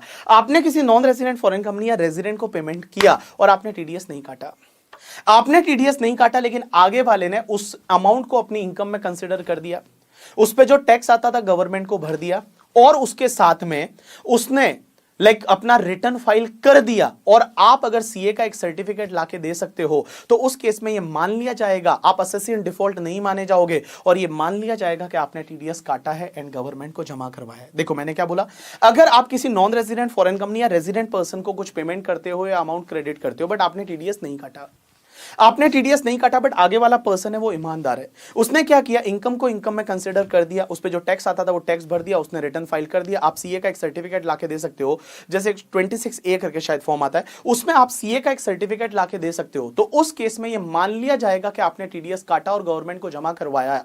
और कौन सी डेट को टीडीएस काटा एंड गवर्नमेंट को जमा करवाया हुआ माना जाएगा पता है, जिस दिन पेई ने अपना रिटर्न फाइल किया। तो पेई ने जिस दिन अपना रिटर्न फाइल किया उस दिन ये मान लिया जाएगा कि आपने टीडीएस काटा एंड गवर्नमेंट को जमा करवा दिया। इन सिंपल वर्ड मैं बता दूं कि अगर मान लो आपने इस साल किसी को पेमेंट क्रेडिट किया, आपने टीडीएस नहीं काटा, तो उस केस में इस साल आपका 100 या 30% डिसअलाउड हो जाएगा, और जिस ईयर आगे वाला पर्सन है वो अपना रिटर्न फाइल करेगा उस ईयर में वो 30 या 100% है वो आपका अलाउ है, वो हो जाएगा। लास्ट ईयर तक ये एक्सेप्शन सिर्फ रेजिडेंट पेई के लिए थी, लेकिन इस बार से ये नॉन रेजिडेंट के लिए भी आ गई। उसके बाद एक और चीज समझना, अगर कोई भी स्टेट गवर्नमेंट है, और स्टेट गवर्नमेंट क्या करती है, स्टेट गवर्नमेंट अंडरटेकिंग से कोई भी रॉयल्टी लेती है, फीस लेती है, प्रिविलेज फीस लेती है, और वो एक्सक्लूसिवली किससे लेती है पता है, एक्सक्लूसिवली अपनी स्टेट गवर्नमेंट अंडरटेकिंग से लेती है। तो स्टेट गवर्नमेंट अंडरटेकिंग को वो खर्चा अलाउ नहीं होगा। एक और चीज समझना, इंडिया के बाहर किसी पर्सन को आप सैलरी पे करते हो या इंडिया में किसी नॉन रेजिडेंट को सैलरी पे करते हो, तो उसका टीडीएस काटना और काट के गवर्नमेंट को जमा करवाना है up to the due date of TDS. Up to the due date of TDS means अगले महीने की 7 तारीख तक टीडीएस जमा करवाना है। अगर आपने एक दिन भी डिले किया तो आपका 100% सैलरी डिसअलाउड हो जाएगा। ये बहुत ही रिजिड सेक्शन है। ये सेक्शन ये बोलती है कि अगर आपने किसी नॉन रेजिडेंट को इंडिया के बाहर किसी भी पर्सन को सैलरी पे किया या इंडिया में किसी नॉन रेजिडेंट को सैलरी पे किया और आपने उसका टीडीएस नहीं काटा या काट के आपने जमा नहीं करवाया up to the due date of TDS, जो टीडीएस का ड्यू डेट है तब तक जमा नहीं करवाया, तो उस केस में आपका 100% खर्चा डिसअलाउड हो जाएगा। आपने एक दिन भी डिले किया up to the due date of return filing नहीं, up to the due date of TDS, अगर आपने एक भी दिन डिले किया तो उस केस में आपको खर्चा जिंदगी में कभी भी अलाउ नहीं होगा। तो ध्यान रखना, आप अपने ऑफिस में अगर कोई नॉन रेजिडेंट एम्प्लॉय है तो हम लोग बड़ा ध्यान रखते हैं और टीडीएस टाइम पे काटते हैं और गवर्नमेंट को टाइम पे जमा करवाते हैं अगले महीने की 7 तारीख तक। अगर आपने एक दिन भी डिले किया तो वो खर्चा कभी भी आपको अलाउ नहीं होगा। अब एक और चीज समझना, अगर एम्प्लॉयर ने नॉन मॉनेटरी परक्यूजिट पे टैक्स पे किया, एम्प्लॉयर जो है वो नॉन मॉनेटरी परक्यूजिट पे बहुत बार एम्प्लॉय का टैक्स खुद भरता है, तो एम्प्लॉय का जो टैक्स है नॉन मॉनेटरी परक्यूजिट पे एम्प्लॉयर अपनी जेब से भरता है। एम्प्लॉयर उसका पीएनडल के डेबिट में डिडक्शन नहीं ले सकता, क्योंकि नॉन मॉनेटरी परक्यूजिट पे जो टैक्स है वो एम्प्लॉय के हाथ में टैक्सेबल नहीं होता है ड्यू टू सेक्शन 1010cc। एक सेक्शन होती है 1010cc और उसके हिसाब से नॉन मॉनेटरी परक्यूजिट पे टैक्स जो है वो एम्प्लॉय के हाथ में एग्जेम्प्ट है, और जब एम्प्लॉय के हाथ में एग्जेम्प्ट है तो एम्प्लॉयर को उसका डिडक्शन नहीं मिलेगा। सेक्शन 40 सब सेक्शन 2 ये बोलती है कि आप अपने रिलेटिव को अगर पेमेंट करते हो, अगर आप रिलेटिव को पेमेंट करते हो तो रीजनेबल अलाउ है, अनरीजनेबल डिसअलाउड हो जाएगा। जैसे मान लो मैं मेरी वाइफ को पेमेंट करता हूं 5 लाख का, उसमें से रीजनेबल 5000 है तो 5000 अलाउ हो जाएगा और 4,95,000 डिसअलाउड हो जाएगा। बट रिलेटिव का मतलब क्या, अगर असेसी इंडिविजुअल है तो उसके रिलेटिव होंगे spouse, mother, father, brother, sister, lineal ascendant, lineal descendant. HUF अगर असेसी है तो एचयूएफ के member and there relative. Partnership firm है तो फर्म के partner and there relative. Company है तो डायरेक्टर एंड देयर रिलेटिव। अब एक चीज समझना, अगर कोई पर्सन है और वो दूसरे पर्सन के बिजनेस में उसका सब्सटेंशियल इंटरेस्ट है या उसके इसके बिजनेस में सब्सटेंशियल इंटरेस्ट है, जैसे होल्डिंग सब्सिडरी कंपनी वगैरह, ठीक है, तो उस केस में या फिर कोई शेयर होल्डर है जिसका 20% से ज्यादा का किसी के बिजनेस में इंटरेस्ट है, वो सब्सटेंशियल इंटरेस्ट माना जाएगा, तो वो लोग आपस में रिलेटिव माने जाते हैं। आपने अगर एक दूसरे को पेमेंट किया और वो अनरीजनेबल है तो असेसिंग ऑफिसर के पास पावर है कि वो उसको डिसअलाउड कर सकता है। उसके बाद में एक बात समझना, अगर मान लो एक होल्डिंग कंपनी है, उसकी 2 सब्सिडरी कंपनी है, तो होल्डिंग सब्सिडरी तो रिलेटिव ऑलरेडी हो गई, वो सब्सिडरी आपस में रिलेटिव मानी जाएगी और उस केस में बेटा रीजनेबल है वही अलाउ होगा, अनरीजनेबल आपका डिसअलाउड हो जाएगा। अब एक और चीज समझना, नेक्स्ट सेक्शन 40 है, सबसेक्शन 3 ये बोलती है कि अगर आप किसी को सिंगल डे में सिंगल पर्सन को पेमेंट करते हो तो आप 10,000 से ज्यादा का पेमेंट आप कैश में नहीं कर सकते। आप अगर 10,000 से ज्यादा का सिंगल डे में सिंगल पर्सन को पेमेंट करते हो तो अकाउंट पे चेक, अकाउंट पे demand draft, any mode of electronic clearing system through bank account और any other electronic mode as may be prescribe, उसी से पेमेंट करना पड़ेगा। अगर आपने कैश में किया तो उस केस में वो खर्चा आपका पूरा डिसअलाउड हो जाएगा। ये जो 4 मोड है उसी से करना पड़ेगा। क्या आप क्रॉस चेक से कर सकते हो? Answer is no. आप क्रॉस चेक से करोगे तो भी डिसअलाउड हो जाएगा। अकाउंट पे चेक, अकाउंट पे डिमांड ड्राफ्ट या फिर इलेक्ट्रॉनिक क्लियरिंग सिस्टम, उसी से आपको करना है। अब एक और चीज समझना, आप अगर ट्रांसपोर्टर को पेमेंट करते हो तो उस केस में ये लिमिट 10,000 से 35,000 हो जाती है, 35,000 हो जाती है। अब एक और चीज समझना, अगर मान लो आपने खर्चे का डिडक्शन पहले ऑलरेडी ले चुके हो ऑन द अक्रूवल बेसिस, जैसे मान लो परचेज कर दी थी 4 साल पहले तो डिडक्शन उसका ले लिया था, अभी तक पेमेंट नहीं किया, इस साल में आप पेमेंट कर रहे हो तो इस साल में क्या होगा, वापस से आपकी इनकम बन जाएगी। ऐसा सेक्शन 40 सबसेक्शन 3A बोलती है। मींस अक्रूवल बेसिस पे पहले डिडक्शन ले लिया और पेमेंट आप सबसीक्वेंट ईयर में करते हो, और पेमेंट अगर आप कैश में करते हो 10,000 से ज्यादा का, तो जिस ईयर में आप पेमेंट करोगे उस ईयर में वो वापस से आपकी इनकम है वो इनकम बन जाएगी। अब एक चीज समझना, यहां पे कुछ एक्सेप्शन है और एक्सेप्शन ये बोलती है कि अगर आप गवर्नमेंट को पेमेंट करते हो या बैंक को पेमेंट करते हो, LIC को पेमेंट करते हो, GIC को पेमेंट करते हो, RBI को पेमेंट करते हो, तो उस केस में आप कैश का पेमेंट कर सकते हो, चलेगा। या फिर आप बुक एंट्री करते हो। बुक एंट्री का मतलब क्या होता है, मैं आपके 5 लाख मांगता हूं, आप मेरे 3 लाख मांगते हो और हम आपस में सेट ऑफ कर लेते हैं 3 लाख को, तो क्या ये कैश में पेमेंट माना जाएगा? आंसर इज नो, ये चलेगा, इसमें कोई दिक्कत नहीं है।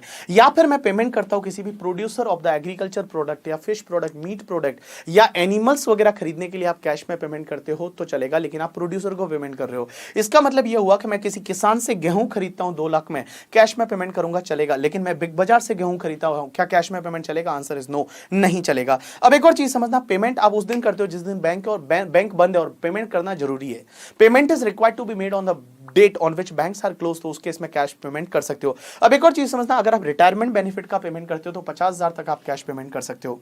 If you are making payment for the retirement benefit तो 10,000 तक का आप कैश में पेमेंट है वो आप कर सकते हो। अगर एम्प्लॉय को किसी और जगह पे काम पे भेजते हो 15 डेज या उससे ज्यादा के लिए, 15 डेज या उससे ज्यादा के लिए, और वहां पे उसका कोई बैंक अकाउंट अवेलेबल नहीं है, तो उस केस में उसको कैश में पेमेंट है वो आप कर सकते हो। अगर मान लो किसी भी पर्सन को आप पेमेंट करते हो, लाइक एजेंट वगैरह को, और वो एजेंट को पेमेंट करना कैश में जरूरी है, एजेंट को कैश में पेमेंट करना जरूरी है, तो उस केस में आप कैश में पेमेंट एजेंट को कर सकते हो, कोई दिक्कत नहीं है। जैसे मान लो मेरा एक एजेंट है, वो एजेंट गेहूं खरीदने के लिए जा रहा है, तो गेहूं खरीदने के लिए आगे उसको कैश में पेमेंट करना है, तो मैंने एजेंट को कैश में पेमेंट किया तो चलेगा, कोई दिक्कत नहीं है। अब एक और चीज समझना, यहां पे जब आप जो मनी चेंजर रहते हैं, जो लोग करेंसी चेंज करते हैं, वो कैश में पेमेंट करेंगे तो चलेगा, उसमें कोई दिक्कत नहीं है। नेक्स्ट सेक्शन 40 है, सबसेक्शन 7 ये बोलती है कि प्रोविजन फॉर ग्रेचुइटी क्या अलाउ होगा? कि मैं बताऊं, प्रोविजन कोई भी अलाउ नहीं होगा। तो प्रोविजन फॉर ग्रेचुइटी भी अलाउ नहीं होगा, लेकिन एक्चुअल ग्रेचुइटी जो आपने पे किया वो अलाउ हो जाएगा, या फिर अप्रूव्ड ग्रेचुइटी फंड में आपने कॉन्ट्रीब्यूशन किया तो भी अलाउ हो जाएगा। और एक चीज समझना, अगर कोई ऐसा प्रोविजन है जो ऑलरेडी ड्यू हो चुका है, जैसे इस साल मेरे 5 एम्प्लॉय रिटायर हो गए और उनका ग्रेचुइटी तो ड्यू हो गया, तो उससे रिलेटेड कोई प्रोविजन है, जो प्रोविजन ऑलरेडी एम्प्लॉय रिटायर हुए उससे रिलेटेड प्रोविजन, जो प्रोविजन ऑलरेडी ड्यू हो चुका है, वो आपको अलाउ हो जाएगा, लेकिन फ्यूचर का कोई भी प्रोविजन है वो आपको अलाउ नहीं होता।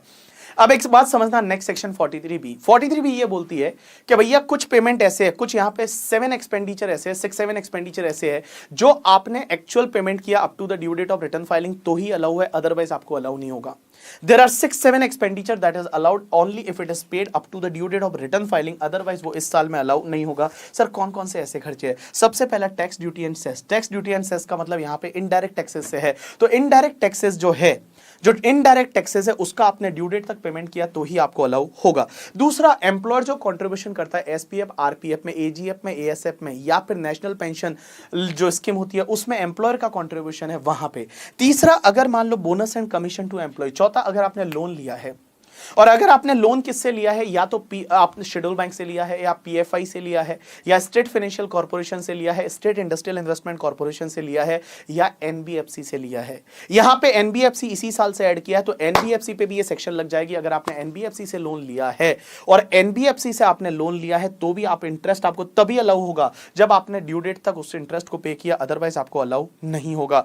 या फिर आप एम्प्लॉय को जो लीव सैलरी देते हो, तो लीव सैलरी का भी डिडक्शन तभी मिलेगा जब आपने एक्चुअल पेमेंट किया up to the due date of return filing, otherwise आपको लीव सैलरी अलाउ नहीं होगी। और रेलवे की असेट अगर आपने कोई यूज की तो रेलवे को जो पेमेंट है वो आपने ड्यू डेट तक कर दिया तो अलाउ होगा, अदरवाइज ये अलाउ नहीं होगा। तो देखो मैंने आपको क्या बोला, यहां पे टोटल आपके 6 पेमेंट है, और वो 6 पेमेंट आपको अलाउ तभी होंगे। खर्चा अलाउ तब होगा जब आपने ड्यू डेट तक आपने पे किया, रिटर्न फाइलिंग की ड्यू डेट तक आपने एक्चुअल पेमेंट किया तो ही खर्चा अलाउ है, अदरवाइज अलाउ नहीं होगा। सर एक बात बताओ, ये 6 एक्सपेंडिचर कौन कौन से? सबसे पहला क्या था? टैक्सेस, ड्यूटी, सेस वाला। दूसरा employer contribution, SPF, RPF, AGF, ASF या फिर एनपीएस वाला, या कोई भी लॉ में रिक्वायर्ड है वो वाले फंड में अगर एम्प्लॉयर ने डाला तो। Bonus and commission to employee, interest on loan taken from schedule bank, PFI, SFC, SIIC और एनबीएफसी। एनबीएफसी में दोनों तरह की एनबीएफसी, जो non like deposit taking NBFC या डिपॉजिट टेकिंग एनबीएफसी है, दोनों तरह की एनबीएफसी है। अब एक और चीज समझना, और उसके बाद में लीव, सैलरी और लास्ट में तुम्हारा रेलवे का कोई असेट यूज करते हो और उसके लिए पेमेंट है तो। अब एक और चीज समझना यहां पे, सर अगर आपने इंटरेस्ट का पेमेंट नहीं किया लेकिन इंटरेस्ट को आपने लोन में रिकन्वर्ट करवा दिया, इंटरेस्ट को लोन में रिकन्वर्ट करवा दिया, तो क्या ये एक्चुअल पेमेंट माना जाएगा? आंसर इज नो, ये पेमेंट नहीं माना जाएगा। लेकिन जो रिकन्वर्ट करवाया लोन में, उसका जो प्रिंसिपल जिस ईयर में आप पे करोगे, मींस जो लोन बना वो लोन की इंस्टॉलमेंट जिस ईयर में पे करोगे उस ईयर में उसका डिडक्शन है, वो डिडक्शन मिल जाएगा। अब एक और चीज समझना, एनबीएफसी को इसी साल ऐड किया है। अब हो सकता है एनबीएफसी का आपका 3 साल पुराना इंटरेस्ट था तो 3 साल पहले आपने डिडक्शन ले लिया था। अब इस साल आपने क्या किया, वो एनबीएफसी को इंटरेस्ट पे किया तो इस साल वापस डिडक्शन मिलेगा? Answer is no. जब ऑलरेडी आप 3 साल पहले ड्यू बेसिस पे डिडक्शन, क्योंकि एनबीएफसी में पहले तो ड्यू बेसिस पे इंटरेस्ट का डिडक्शन मिल जाता था क्योंकि यहाँ एनबीएफसी लिखा हुआ नहीं था, लेकिन एनबीएफसी इस साल से ऐड किया है तो ड्यू बेसिस पे पहले अगर आपने डिडक्शन ले लिया है तो अब आपको पेमेंट बेसिस पे डिडक्शन आपको नहीं मिलेगा। यू गॉट माय पॉइंट और नॉट? यस। पानी पी लो आप लोग, मैं भी पी लेता हूं। अब एक बात समझना, next section is 43CB। 43CB ये बोलती है कि अगर कोई भी तुम्हारा सर्विस कॉन्ट्रैक्ट है, सर्विस कॉन्ट्रैक्ट जैसे कोचिंग क्लास वगैरह, that is called service contract, या फिर तुम्हारा कंस्ट्रक्शन कॉन्ट्रैक्ट है, तो जो भी तुम्हारा सर्विस कॉन्ट्रैक्ट है या कंस्ट्रक्शन कॉन्ट्रैक्ट है उसमें आप रेवेन्यू को कैसे रिकॉग्नाइज करोगे? पीओसीएम बेसिस पे, that is percentage of completion method. आपको percentage of completion method follow करना है। तो इस साल में जितना कंप्लीशन हुआ उसके बेसिस पे आपको रेवेन्यू को इस साल रिकॉग्नाइज करना है, लेकिन इसके 2 एक्सेप्शन है। ध्यान रखना, सबसे पहला, अगर मान लो आपका सर्विस कॉन्ट्रैक्ट है और वो कॉन्ट्रैक्ट आपका 90 डेज से ज्यादा के लिए नहीं है, 90 डेज से ज्यादा के लिए नहीं है, जैसे मान लो हमारा क्रैश कोर्स होता है, फास्ट ट्रैक बैच होता है, वो 30 डेज में कंप्लीट हो जाता है, 90 डेज से ज्यादा के लिए नहीं है, तो उस केस में हम जो है वो पूरा रेवेन्यू रिकॉग्नाइज कर सकते हैं on the basis of completion method. जिस ईयर में वो कंप्लीट होगा उस ईयर में उसका पूरा रेवेन्यू रिकॉग्नाइज कर सकते हैं। या फिर तुम्हारा जो कॉन्ट्रैक्ट है that is involve indeterminate number of act for the specified period of time, means specific period में आपके इनडिटर्मिनेट नंबर ऑफ एक्ट है, तो उस केस में आप क्या करोगे? स्ट्रेट लाइन बेसिस पे रेवेन्यू को रिकॉग्नाइज कर सकते हैं। जैसे आई कैन टेक एग्जांपल, हम सीए फाइनल का क्लास लेते हैं मुंबई में in the brand name of the educatory. Educatory में फेस टू फेस बैच होता है जो 2 साल तक चलता है। सीए फाइनल को हम 2 साल में कंप्लीट करवाते हैं। एक बच्चे से मान लो हमने 2 लाख का फीस लिया, अब 2 लाख का फीस लिया और यहां पे क्या हुआ कि 1 अप्रैल को बैच स्टार्ट हुआ, तो हम क्या करेंगे? 2 साल तक बैच चलेगा तो 2 लाख का फीस है तो हम क्या करेंगे? 1 लाख है वो इस ईयर और 1 लाख अगले साल में। अगर वहां इनडिटर्मिनेट नंबर ऑफ एक्ट है तो उस केस में हम ऐसे स्ट्रेट लाइन बेसिस पे रेवेन्यू को रिकॉग्नाइज करेंगे। अब एक और चीज समझना, जो रिटेंशन मनी होता है वो रिटेंशन मनी कॉन्ट्रैक्ट रेवेन्यू का पार्ट बना रहेगा। ऐसा नहीं करोगे आप कॉन्ट्रैक्ट रेवेन्यू से लेस कर दोगे, नहीं।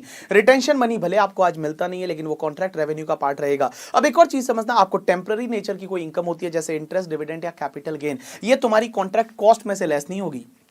जो भी आपको इंटरेस्ट मिलता है, डिविडेंड मिलता है, कैपिटल गेन मिलता है, that will not be reduce from the contract cost, इसको आप टैक्सेबल करोगे। तो इंटरेस्ट, डिविडेंड, कैपिटल गेन है उसको सेपरेटली आप टैक्सेबल करोगे, इसको आप कॉन्ट्रैक्ट कॉस्ट में से लेस नहीं करोगे, लेकिन आप क्या करते हो? अकाउंट वगैरह में कॉन्ट्रैक्ट कॉस्ट में से लेस कर देते हो। अब एक और चीज समझना, अगर कोई भी असेट को एनपीए बना देते हैं, जो एनपीए बना देते हैं, बेड डेट्स बना देते हैं, आपको पता है एनपीए बना देते हैं, नॉन परफॉर्मिंग असेट, तो उस पे सर इंटरेस्ट को कब रिकॉग्नाइज करना है? तो सेक्शन 43D है वो किस पे लगती है? अगर कोई भी शेड्यूल बैंक है, पीएफआई है, state financial corporation, state industrial investment corporation या एनबीएफसी, एनबीएफसी को यहां पे ऐड किया इस साल, या फिर ऐसी कोई भी पब्लिक कंपनी है जो कि हाउसिंग लोन देती है और उन्होंने क्या किया? एनपीए बना दिया। तो एनपीए पे इंटरेस्ट को रिकॉग्नाइज कब करोगे? जिस ईयर में आपको वो इंटरेस्ट मिल जाता है या जिस ईयर में आप पीएनडल के क्रेडिट में डालते हो, विच एवर इज अर्लियर। तो जिस ईयर में आपको वो इंटरेस्ट मिल जाता है एनपीए पे या फिर आपने पीएनडल के क्रेडिट में डाला, विच एवर इज अर्लियर वाला ईयर है, उस ईयर में उसको आप इनकम बना देते हो। अब एक और चीज समझना, सेक्शन 43C ये बोलती है कि अगर कोई असेट है, वो असेट पहले कैपिटल असेट थी और उसको ट्रांसफर किया गया इन अमलगमेशन या फिर एचयूएफ का पार्टीशन या फिर गिफ्ट, और वो आई as a stock in trade.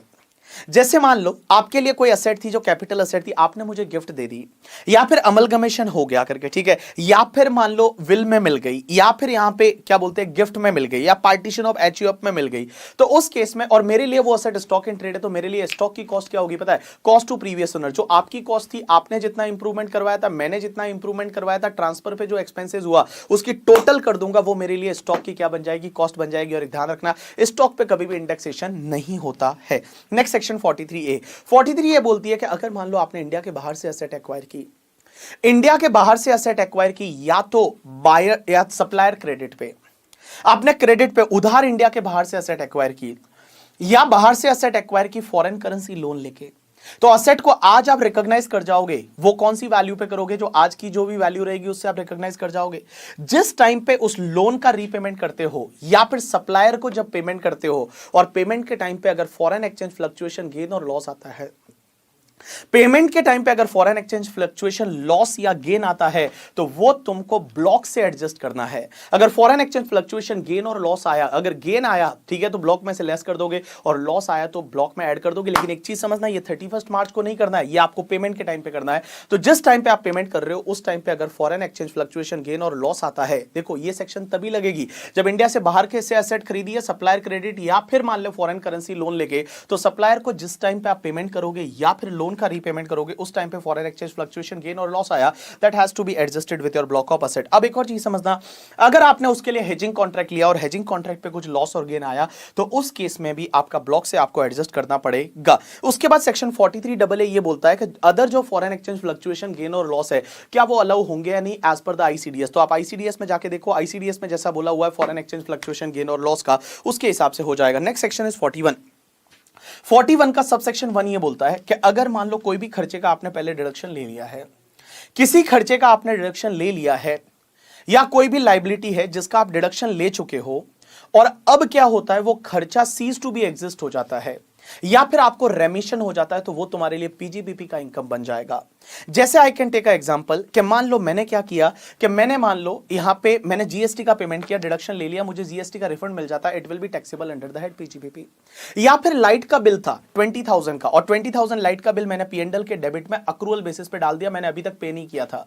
हो सकता है मेरा सीएम अरविंद केजरीवाल जैसा आया और उसने लाइट के बिल माफ कर दिए, तो हमको फायदा हो गया, यहां सीज टू बी एग्जिस्ट हो गया, रेमिशन हो गया, तो उस केस में मैं बताऊं ये मेरी वापस से इनकम बन जाएगी। तो आप एक चीज ध्यान रखना, किसी भी खर्चे का डिडक्शन ले लेते हो और वो लाइबिलिटी या तो क्या सीज टू बी एग्जिस्ट हो जाती है, उसका रेमिशन हो जाता है, then it will be taxable under the head PGBP as per section 41(1). एक और चीज समझना, वर्किंग कैपिटल लोन का वेव ऑफ होता है तो वो भी 41(1) में आ जाएगा। तो वर्किंग कैपिटल लोन का वेव ऑफ हुआ, that will be taxable under the head 41(1). 41(3) ये बोलता है कि साइंटिफिक रिसर्च की कोई एसेट है, जैसे रेनबेक्सी की एक लेबोरेटरी थी, साइंटिफिक रिसर्च कर रहे थे, साइंटिफिक रिसर्च कंप्लीट हो गया, उस असेट को क्या करे, दो चीजें, या तो बिजनेस में ला ले, तो बिजनेस में ला लिया तो as per explanation 1 of section 43(1) के हिसाब से उसकी एक्चुअल कॉस्ट निल ली जाएगी, और फिर जब उस असेट को बेचेंगे तो फिर वो ब्लॉक वाला कंसेप्ट लग जाएगा, पार्ट ब्लॉक्स, फुल ब्लॉक, वैसा वाला। लेकिन अगर मान लो लेबोरेटरी से डायरेक्टली सेल कर देते हो, कोई असेट है जो आपके साइंटिफिक रिसर्च में यूज होती थी, आप लेबोरेटरी से डायरेक्टली सेल कर देते हो, तो उस केस में जो सेलिंग प्राइस है and deduction claim under section 35 which ever is lower है, वो पीजीबीपी का इनकम बनेगा। और सेलिंग प्राइस अगर कॉस्ट से ज्यादा है, सेलिंग प्राइस अगर कॉस्ट से ज्यादा है, तो उस केस में आपको कैपिटल गेन भी होगा। अब क्वेश्चन ये आता है कैपिटल गेन शॉर्ट टर्म होगा, long term, that depends on the period of holding of that particular asset. उसके बाद 41(2) बैलेंसिंग चार्ज, 41(4) है recovery of the bad debts, पे ऑलरेडी अपन पहले डिस्कस कर चुके हैं। 44AA आप एक बार घर पे देख लेना, उसको कोई ऐसा इंपॉर्टेंट सेक्शन है नहीं। 44AB is related to tax audit. Tax audit किसको करवानी पड़ती है? बिजनेस के केस में अगर आपका टर्नओवर 1 करोड़ से ज्यादा है, या प्रोफेशन के केस में ग्रॉस रिसीट आपका 50 लाख से ज्यादा है, तो आपको ऑडिट करवानी पड़ती है। और बाकी कुछ स्पेसिफिक केसेस वहां पे और है जिसमें आपको ऑडिट करवानी पड़ती है। ऑडिट सिर्फ चार्टर्ड अकाउंटेंट करेगा और कोई नहीं कर सकता, और 30 सितंबर तक आपको ऑडिट करवानी पड़ती है। अगर आपने टैक्स ऑडिट नहीं करवाई तो आपको 271B का पेनल्टी लग जाएगा। पेनल्टी कितना लगेगा? टर्नओवर या ग्रॉस रिसीट का 0.5%, 0.5% ऑफ टर्नओवर और 1,50,000 whichever is lower है, उतने का आपको पेनल्टी लग जाएगा। Now last part of this particular topic is presumptive taxation. Presumptive taxation में सबसे पहली सेक्शन 44AD। 44AD क्या बोलती है? 8%, 6% वाली। पहली चीज ये सेक्शन ये बोलती है कि अगर मान लो resident individual, resident HUF, resident partnership firm, जो भी तुम्हारा एलएलपी है, इस पे ये सेक्शन नहीं लगती, सिर्फ 3 ही लोगों पे लगेगी। किस पे? Resident individual, resident HUF and resident partnership firm. Resident individual, resident HUF and resident partnership firm, उन पे ये सेक्शन लगती है अगर आप बिजनेस करते हो, प्रोफेशन नहीं, अगर आप बिजनेस करते हो, प्रोफेशन नहीं, एंड आपका एजेंसी बिजनेस नहीं होना चाहिए, कमीशन ब्रोकरेज नेचर का बिजनेस नहीं होना चाहिए, 44 ए में कवर होता है वो बिजनेस नहीं होना चाहिए, और आपके बिजनेस का टर्नओवर प्रीवियस ईयर में अप टू 2 करोड़ है, तो आप ये सेक्शन ले सकते हो। तो देखो ये सेक्शन कौन ले सकता है? Resident individual, resident HUF, resident partnership firm other than LLP. आप बिजनेस कर रहे हो, एजेंसी बिजनेस नहीं होना चाहिए, कमीशन ब्रोकरेज नेचर का बिजनेस नहीं, प्रोफेशन नहीं होना चाहिए, 44 ए वाला बिजनेस नहीं होना चाहिए, और आपका टोटल टर्नओवर पूरे साल का जो है वो अप टू 2 करोड़ हो, तो आप ये सेक्शन ले सकते हो। ये सेक्शन ये बोलती है कि आपको पीजीबीपी का इनकम कैसे निकाला जाएगा। Your PGBP income is your turnover का सीधा 8%। टर्नओवर या ग्रॉस रेसिट है उसका 8% है, वो आपका पीजीबीपी का इनकम माना जाएगा। लेकिन एक चीज समझना, आपने टर्नओवर को रियलाइज कर दिया up to the due date of return filing. आपकी रिटर्न फाइलिंग की ड्यू डेट तक अगर आपने टर्नओवर को रियलाइज कर दिया बाय अकाउंट पे चेक, अकाउंट पे demand draft, any mode of electronic clearing system through bank account और any other prescribe mode as may be prescribe up to the due date of return filing तक अगर आपने उसको realise कर दिया, तो यहां पे 8% की जगह 6% आ जाएगा। अब ऐसा हो सकता है जैसे मान लो मेरा टर्नओवर 1 करोड़ है, 50 लाख का है, वो कैश में है, 50 लाख का अकाउंट पे चेक का टर्नओवर है और अकाउंट पे चेक रियलाइज हो चुका है up to the due date of return filing, तो 50 लाख पे 6% और बाकी वाले 50 लाख पे 8%। अब क्वेश्चन ये आता है कि क्या सर हम इसमें 8% 6% से ज्यादा बताना चाहते हैं, बता सकते हैं, यानी आंसर इज बता सकते हो, कोई दिक्कत नहीं है।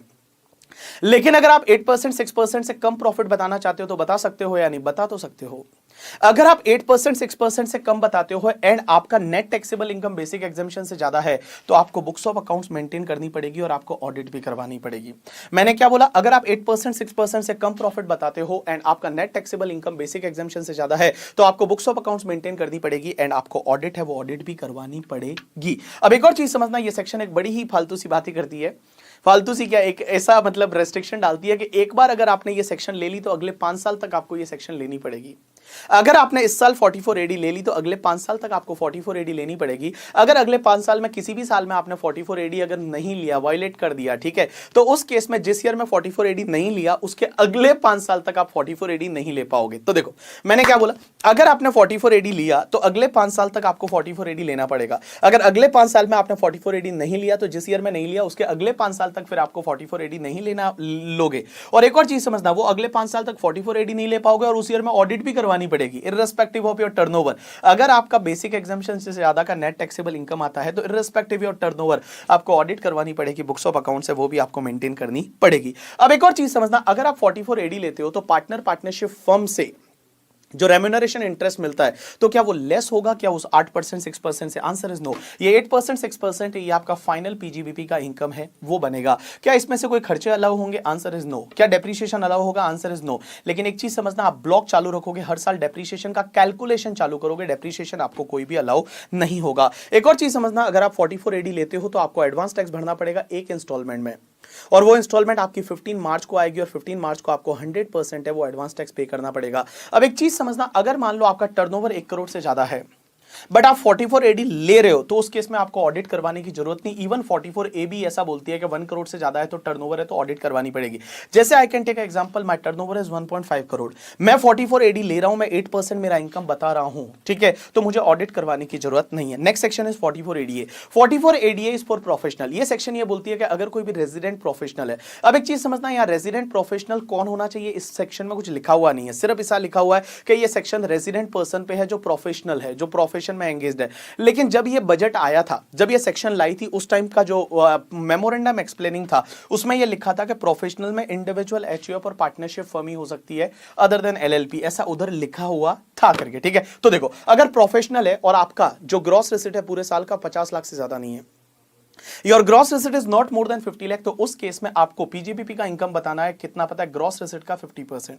50% विल बी योर पीजीबीपी का इनकम। आपको क्या उसके सामने कोई खर्चे मिलेंगे? Answer is no. क्या आप इससे ज्यादा प्रॉफिट बता सकते हो? Answer is yes. क्या इससे कम बता सकते हो? अगर कम बताते हो एंड आपका net taxable income basic exemption से ज्यादा है तो आपको ऑडिट करवानी पड़ेगी, बुक्स ऑफ अकाउंट्स है वो भी आपको बनानी पड़ेगी।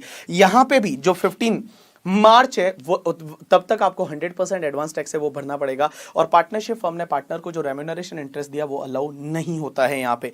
Next section is 44AE। 44AE is related to presumptive taxation for transporter. ये सेक्शन ये बोलती है कि अगर आप ट्रांसपोर्टर हो और पूरे साल में मिला के आपके पास 10 से ज्यादा व्हीकल नहीं है, you are not having more than 10 vehicle, means maximum आपके पास 10 व्हीकल हो सकते हैं, 10 से ज्यादा व्हीकल नहीं हो सकते, आपके पास मैक्सिमम 10 गुड्स ट्रांसपोर्टेशन व्हीकल है, तो आप ये सेक्शन का बेनिफिट ले सकते हो। अब ये सेक्शन क्या बोलती है पता है आपको? पीजीबीपी का इनकम कितना बताना है, दो पार्ट, हैवी गुड्स व्हीकल है या फिर तुम्हारा अदर व्हीकल है। हैवी गुड्स व्हीकल किसको बोलेंगे? ऐसा व्हीकल जिसका जो कैपेसिटी है, हैवी गुड्स व्हीकल ऐसे व्हीकल को बोलते हैं जिसका जो कैपेसिटी है वो 12 टन से ज्यादा है। जिसका जो कैपेसिटी है मींस उसका ग्रॉस व्हीकल वेट है, वो ग्रॉस व्हीकल वेट आपको 12 टन से ज्यादा है, मींस 12,000 किलोग्राम से ज्यादा है, उसको अपन हैवी गुड्स व्हीकल बोलेंगे। तो हैवी गुड्स व्हीकल के केस में हम क्या करेंगे कि पीजीबीपी का इनकम कितना आएगा पता है?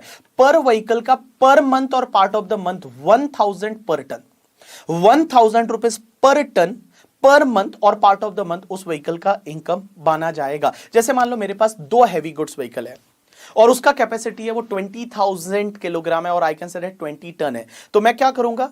पर टन का 1000, सो 20,000 एवरी मंथ हर व्हीकल का इनकम है वो माना जाएगा। तो 1000 पर टन पर मंथ और पार्ट ऑफ द मंथ। लेकिन जो भी अदर व्हीकल है जैसे मीडियम व्हीकल या लाइट व्हीकल है उसके केस में 7,500 पर मंथ और पार्ट ऑफ द मंथ है वो इनकम लिया जाएगा। अब एक और चीज समझना, यहां पे व्हीकल को पुट टू यूज करने की जरूरत नहीं है, आपको व्हीकल को यहां पे पुट टू यूज करने की जरूरत नहीं है। आप अगर ओन करते हो तो इनकम लिया जाएगा। जैसे मान लो व्हीकल है पूरे 12 महीने में से 4 मंथ गैरेज में रहा, रिपेयरिंग के लिए गैरेज में रहा, तो कि भी क्या वो 4 मंथ का इनकम आएगा? यानी आंसर इज यस, वो 4 मंथ का इनकम है वो इनकम आ जाएगा। अब एक और चीज समझना, यहां पे एक डिस्प्यूट था कि सर ये 1000 पर टन है, यहां पे लिखा हुआ है 1000 per ton of gross vehicle weight और unladen weight, gross vehicle weight और अनलेडन वेट। तो सर अगर मान लो किसी व्हीकल के केस में ग्रॉस व्हीकल वेट भी दे रखा है, अनलेडन वेट भी दे रखा है, तो कौन सा लेना है? अनलेडन वेट किसको बोलते हैं? जब खाली व्हीकल का वेट, और gross vehicle wait means goods load करने के बाद का वेट। तो यहां पे क्लेरिफिकेशन दिया सीबीडीटी ने, और सीबीडीटी बोलती है कि ग्रॉस व्हीकल वेट लेना है। ग्रॉस व्हीकल वेट दे रखा है तो आपको ग्रॉस व्हीकल वेट ही लेना है। अगर ग्रॉस व्हीकल वेट नहीं होता है तो उस केस में आप अनलेडन वेट है वो ले सकते हो। उसके बाद next part is related to आपकी 4 सेक्शन है जो सिर्फ नॉन रेजिडेंट के लिए है।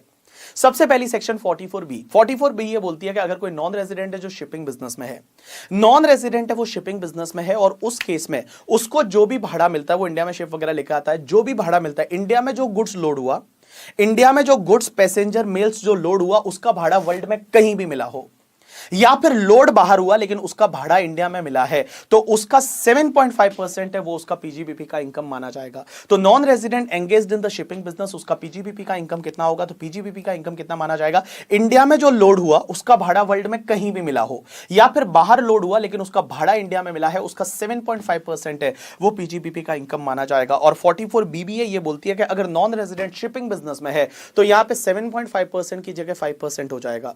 शिपिंग बिजनेस नहीं, एयरक्राफ्ट बिजनेस। देखो शिपिंग बिजनेस में तो 7.5% और एयरक्राफ्ट बिजनेस में है तो 5%। तो जो भी जापान एयरलाइंस है, सिंगापुर एयरलाइंस है, उनका इनकम कितना माना जाता है इंडिया में पता है? पीजीबीपी का इनकम, जितना इंडिया में लोड हुए लोग या पैसेंजर या गुड्स, उसका भाड़ा वर्ल्ड में कहीं भी मिला हो या बाहर लोड हुए थे लेकिन भाड़ा इंडिया में मिला है, उसका 5% and 7.5% will be your PGBP का इनकम। अब क्वेश्चन ये आता है कि सर 44B और 44BBA में जो शिपिंग एयरक्राफ्ट में क्या आप 7.5% 5% से कम बता सकते हो? Answer is no. ये मैंडेटरी सेक्शन है, इससे ना तो कम बता सकते हो ना ज्यादा बता सकते हो, इतना ही आपको बताना पड़ेगा। एक और चीज समझना, अगर मान लो यहां पे ये जो दोनों सेक्शन है, कौन सी 44B और 44BBA में करके, ठीक है, क्वेश्चन ये आता है कि आप लोअर बता सकते हो? आंसर इज नो, आप लोअर नहीं बता सकते। लेकिन एक चीज समझना, यहां शिपिंग बिजनेस के केस में आपको डीमरेज चार्जेस दे रखा है। मेनी टाइम क्या होता है, कंपनीज ने क्या किया, फॉरेन कंपनीज ने वगैरह, इस इनकम को कम बताने के लिए उन्होंने क्या किया, जो भी फ्रेट मिलता था उसको उन्होंने पार्टिसिपेट कर दिया, जो उसको स्प्लिट कर दिया। बोलते हैं जैसे 10 करोड़ मिला, बोलते हैं 5 करोड़ तो पोर्ट हैंडलिंग चार्जेस है, डीमरेज चार्जेस है। तो इस केस में यहां पे लॉ में क्लेरिफाई किया हुआ है कि जो पोर्ट हैंडलिंग चार्जेस है, डीमरेज चार्जेस है, उसको भी आपको इंक्लूड करना है और इंक्लूड करके और फिर आपको 7.5% लेना है। Next section is 44BB। 44BB क्या बोलता है कि अगर कोई नॉन रेजिडेंट है और वो नॉन रेजिडेंट क्या करता है पता है? जो भी पेट्रोलियम नेचुरल गैस के प्रोस्पेक्टेशन, एक्सट्रैक्शन या प्रोडक्शन से रिलेटेड कोई सर्विस देता है या फिर प्लांट एंड मशीनरी सप्लाई करता है। जैसे आपने देखा होगा कि नॉन रेजिडेंट वगैरह फॉरेन की कंपनियां इंडियन कंपनीज को वगैरह रिग मशीन भाड़े पे देती है, तो प्लांट एंड मशीनरी सप्लाई करती है। पेट्रोलियम नेचुरल गैस के एक्सट्रैक्शन से रिलेटेड, प्रोडक्शन से रिलेटेड या फिर प्रोस्पेक्टेशन से रिलेटेड, तो उसका नॉन रेजिडेंट का इनकम कितना होगा पता है? इंडिया में जो एक्टिविटी हुई उसका पैसा वर्ल्ड में कहीं भी मिला हो, या एक्टिविटी बाहर हुई लेकिन पैसा इंडिया में मिला है, उसका 10% है, वो उनका पीजीबीपी का इनकम माना जाएगा। और 44BBB सेक्शन है वो सिर्फ फॉरेन कंपनी के लिए है। देखो ये स्टार्टिंग की 3 सेक्शन है, ये नॉन रेजिडेंट के लिए है, लेकिन जो लास्ट वाली सेक्शन है वो सिर्फ फॉरेन कंपनी के लिए है। और लास्ट वाली सेक्शन ये बोलती है कि अगर फॉरेन कंपनी है वो इंडिया में कोई टंकी प्रोजेक्ट में मतलब काम करती है। टंकी प्रोजेक्ट का मतलब क्या होता है? जैसे सिविल कंस्ट्रक्शन से रिलेटेड प्रोजेक्ट है, जैसे मेट्रो है, बुलेट ट्रेन बना रही है एक फॉरेन की कंपनी, तो उसका इनकम कितना होगा इंडिया में? तो 10%, जितना पैसा उसको मिलता है उसका 10% है, वो उसका पीजीबीपी का इनकम माना जाएगा। अब एक चीज समझना, जो लास्ट की 2 सेक्शन है 44BB एंड 44BBB, क्या उसमें 44BB और 44BBB उसमें आप ये जो 10% है उससे कम बता सकते हो? नहीं, आंसर इज यस, आप कम बता सकते हो और आपको ऑडिट करवानी पड़ेगी। अब एक और चीज समझना, यहां पे जो 44AE सेक्शन जो मैंने आपको पढ़ाई थी ना ट्रांसपोर्टर वाली, इसमें एक चीज ध्यान रखना, अगर पार्टनरशिप फर्म ने पार्टनर को जो भी इंटरेस्ट पे किया, रेम्यूनरेशन पे किया, ये अलाउ होता है। पार्टनर को जो इंटरेस्ट रेम्यूनरेशन पे किया ये अलाउ होता है करके, ठीक है। चलो, और 44AE ऑल एसएससी के लिए है, रेजिडेंट नॉन रेजिडेंट से कोई फर्क नहीं पड़ता, सबके लिए है। Now next part is 44C। 44C ये बोलती है कि अगर इंडिया में ब्रांच है और हेड ऑफिस बाहर है, तो हेड ऑफिस के अलोकेटेड एक्सपेंडिचर जो इंडियन ब्रांच को दिए जाते हैं, तो क्या इंडियन ब्रांच को अलाउ होते हैं? Answer is yes, Indian branch को जो हेड ऑफिस के अलोकेटेड एक्सपेंडिचर है वो अलाउ होते हैं। लेकिन कितने अलाउ होंगे पता है? जो हेड ऑफिस के अलोकेटेड एक्सपेंडिचर है और 5% of adjusted total income which ever is lower है, वो अलाउ होंगे। लेकिन एडजस्टेड टोटल इनकम का मतलब क्या होता है? एडजस्टेड टोटल इनकम का मतलब आप ग्रॉस टोटल इनकम ले लो, और ग्रॉस टोटल इनकम में आप पुराने साल का जो भी unabsorbed depreciation, brought forward losses वगैरह है उसको सेट ऑफ मत करो। तो आप जीटीआई लो, और जीटीआई में पुराने साल का जो अनएब्सॉर्ब डेप्रिसिएशन है, ब्रॉड फॉरवर्ड लॉसेस है, उसको सेट ऑफ मत करो। उससे पहले का जो इनकम रहेगा that is called your adjusted total income. लेकिन एक चीज समझना, एडजस्टेड टोटल इनकम अगर आपको लॉस आ जाता है तो पिछले 3 साल का एवरेज एडजस्टेड टोटल इनकम ले लो। अब एक और चीज समझना, अगर वो मान लो ब्रांच चालू किए हुए 3 साल नहीं हुए, लास्ट 2 साल ही हुए, तो 2 साल का एवरेज ले लो। अगर एक ही साल हुआ है तो लास्ट ईयर का ही ले लो। अगर मान लो ये पहला ही साल था और एडजस्टेड टोटल इनकम नेगेटिव आ जाता है, तो आपको हेड ऑफिस का अलोकेटेड एक्सपेंडिचर है वो आपको नहीं मिलेगा। नेक्स्ट सेक्शन है, एक रूल है बेसिकली, और रूल नंबर 9 है और 9B। और रूल नंबर 9 है, 9B क्या बोलता है पता है? कि अगर कोई फिल्म प्रोड्यूसर है, डिस्ट्रीब्यूटर है, उसको जो फिल्म बनाने का जो खर्चा होता है उसका डिडक्शन कैसे मिलेगा? तो देखो उसमें 2 पार्ट। सबसे पहली चीज, जो फिल्म प्रोड्यूसर है, फिल्म डिस्ट्रीब्यूटर है, उसको खर्चे का डिडक्शन, जैसे फिल्म बनाने में 200 करोड़ लग जाते हैं, तो क्या एक साथ 200 करोड़ का डिडक्शन मिलेगा? तो उससे रिलेटेड रूल है, और ये रूल ये बोलता है, समझने की कोशिश करना, अगर मान लो आपने उसके जो राइट है फिल्म के, जैसे संजय लीला बंसाली ने पद्मावत बनाई थी और उसके जो राइट है 200 करोड़ खर्चा किया, उसने मान लो पूरे राइट इस साल किसी को बेच दिए, पूरे राइट, ऑल राइट उसने किसी को बेच दिए, तो पूरा खर्चा इसी साल अलाउ हो जाएगा। लेकिन आप क्या करते हो, राइट पूरे नहीं बेचते हो, आप क्या करते हो, कुछ राइट किसी को बेचते हो और बाकी जगह आप एग्जीबिशन खुद करते हो, या फिर हर जगह आप खुद ही एग्जिबिट करते हो। यहां पे राइट्स है वो ऑल राइट किसी को नहीं बेचते हो, तो उसमें आपको डिडक्शन मिलेगा। दैट डिपेंड्स ऑन कि ये मूवी इस साल में रिलीज कितने दिन हुई है। अगर वो मूवी इस साल में रिलीज हुई है वो 90 डेज या उससे ज्यादा के लिए, मूवी जो रिलीज हुई है वो 90 डेज या उससे ज्यादा के लिए, जैसे मार्च के 31 डेज, फेब के 29 डेज, और जनवरी के आई थिंक 3 जनवरी या उससे 3 जनवरी है जो है वो 3 जनवरी या उससे पहले हुई है, तो आई थिंक 90 डेज हो जाते हैं। तो एक कुल मिला के एक बात बताऊं, 90 डेज या उससे ज्यादा इस साल में रिलीज हुई है तो उस केस में आपको 100% डिडक्शन मिल जाएगा। लेकिन 90 डेज तक रिलीज नहीं हुई, जैसे मान लो 14 फेब को कोई मूवी रिलीज हुई है तो इस साल में 90 डेज नहीं मिला, तो उस केस में क्या पूरा खर्चे का डिडक्शन मिल जाएगा? Answer is no. जितना आपने खर्चा किया था और जितना इस साल आपकी रिकवरी हुई, विच एवर इज लोअर का डिडक्शन मिलेगा। लेकिन इस साल में अगर आपने मूवी रिलीज ही नहीं हुई तो आपको कोई भी खर्चे का डिडक्शन है वो नहीं मिलेगा। तो देखो मैंने क्या बोला, यहां पे जो मूवी पे जो खर्चा करते हो उसका डिडक्शन कैसे मिलेगा? 2 पार्ट। अगर आपके जो राइट है वो क्या करते हो, पूरे राइट आप किसको, आपको बेच देते हो, पूरे राइट आप पूरी मूवी किसी को बेच देते हो, 100% डिडक्शन मिल जाएगा। लेकिन कुछ एरिया के राइट बेचते हो, कुछ एरिया में खुद से एग्जिबिट करते हो या फिर खुद ही एग्जिबिट करते हो, तो उस केस में आपको ये देखना है कि इस साल में मूवी जो है वो 90 डेज या उससे ज्यादा का टाइम उसको मिला है नहीं। 90 डेज या उससे ज्यादा का टाइम मिला है तो 100% खर्चा इसी साल अलाउ हो जाएगा। 90 डेज से कम मिला, जैसे 14 फेब को रिलीज हुई है मूवी, तो उस केस में क्या होगा कि जितना उससे रिकवरी होता है और खर्चा विच एवर इज लोअर का डिडक्शन मिल जाएगा। और अगर इस साल में मूवी रिलीज ही नहीं हुई तो आपको किसी भी खर्चे का डिडक्शन नहीं मिलेगा। एक और चीज समझना, अब इसको लेकर डिस्प्यूट ये आ गया कि जो सर ऐसी बहुत बार एबेंडन मूवी हो जाती है, जैसे आपने गाना सुना होगा, सुनो गौर से दुनिया वालों, बुरी नजर ना हम पे डालो, सबसे आगे होंगे हिंदुस्तानी। ये जो मूवी थी, ये संजय दत्त सलमान खान स्टारर मूवी थी और इसका नाम था 10, लेकिन इसमें डायरेक्टर की शायद डेथ हो गई, ये मूवी बनी नहीं। तो उसका एबेंडन मूवी थी, उसका कोई खर्चा हो गया मान लो 50 करोड़।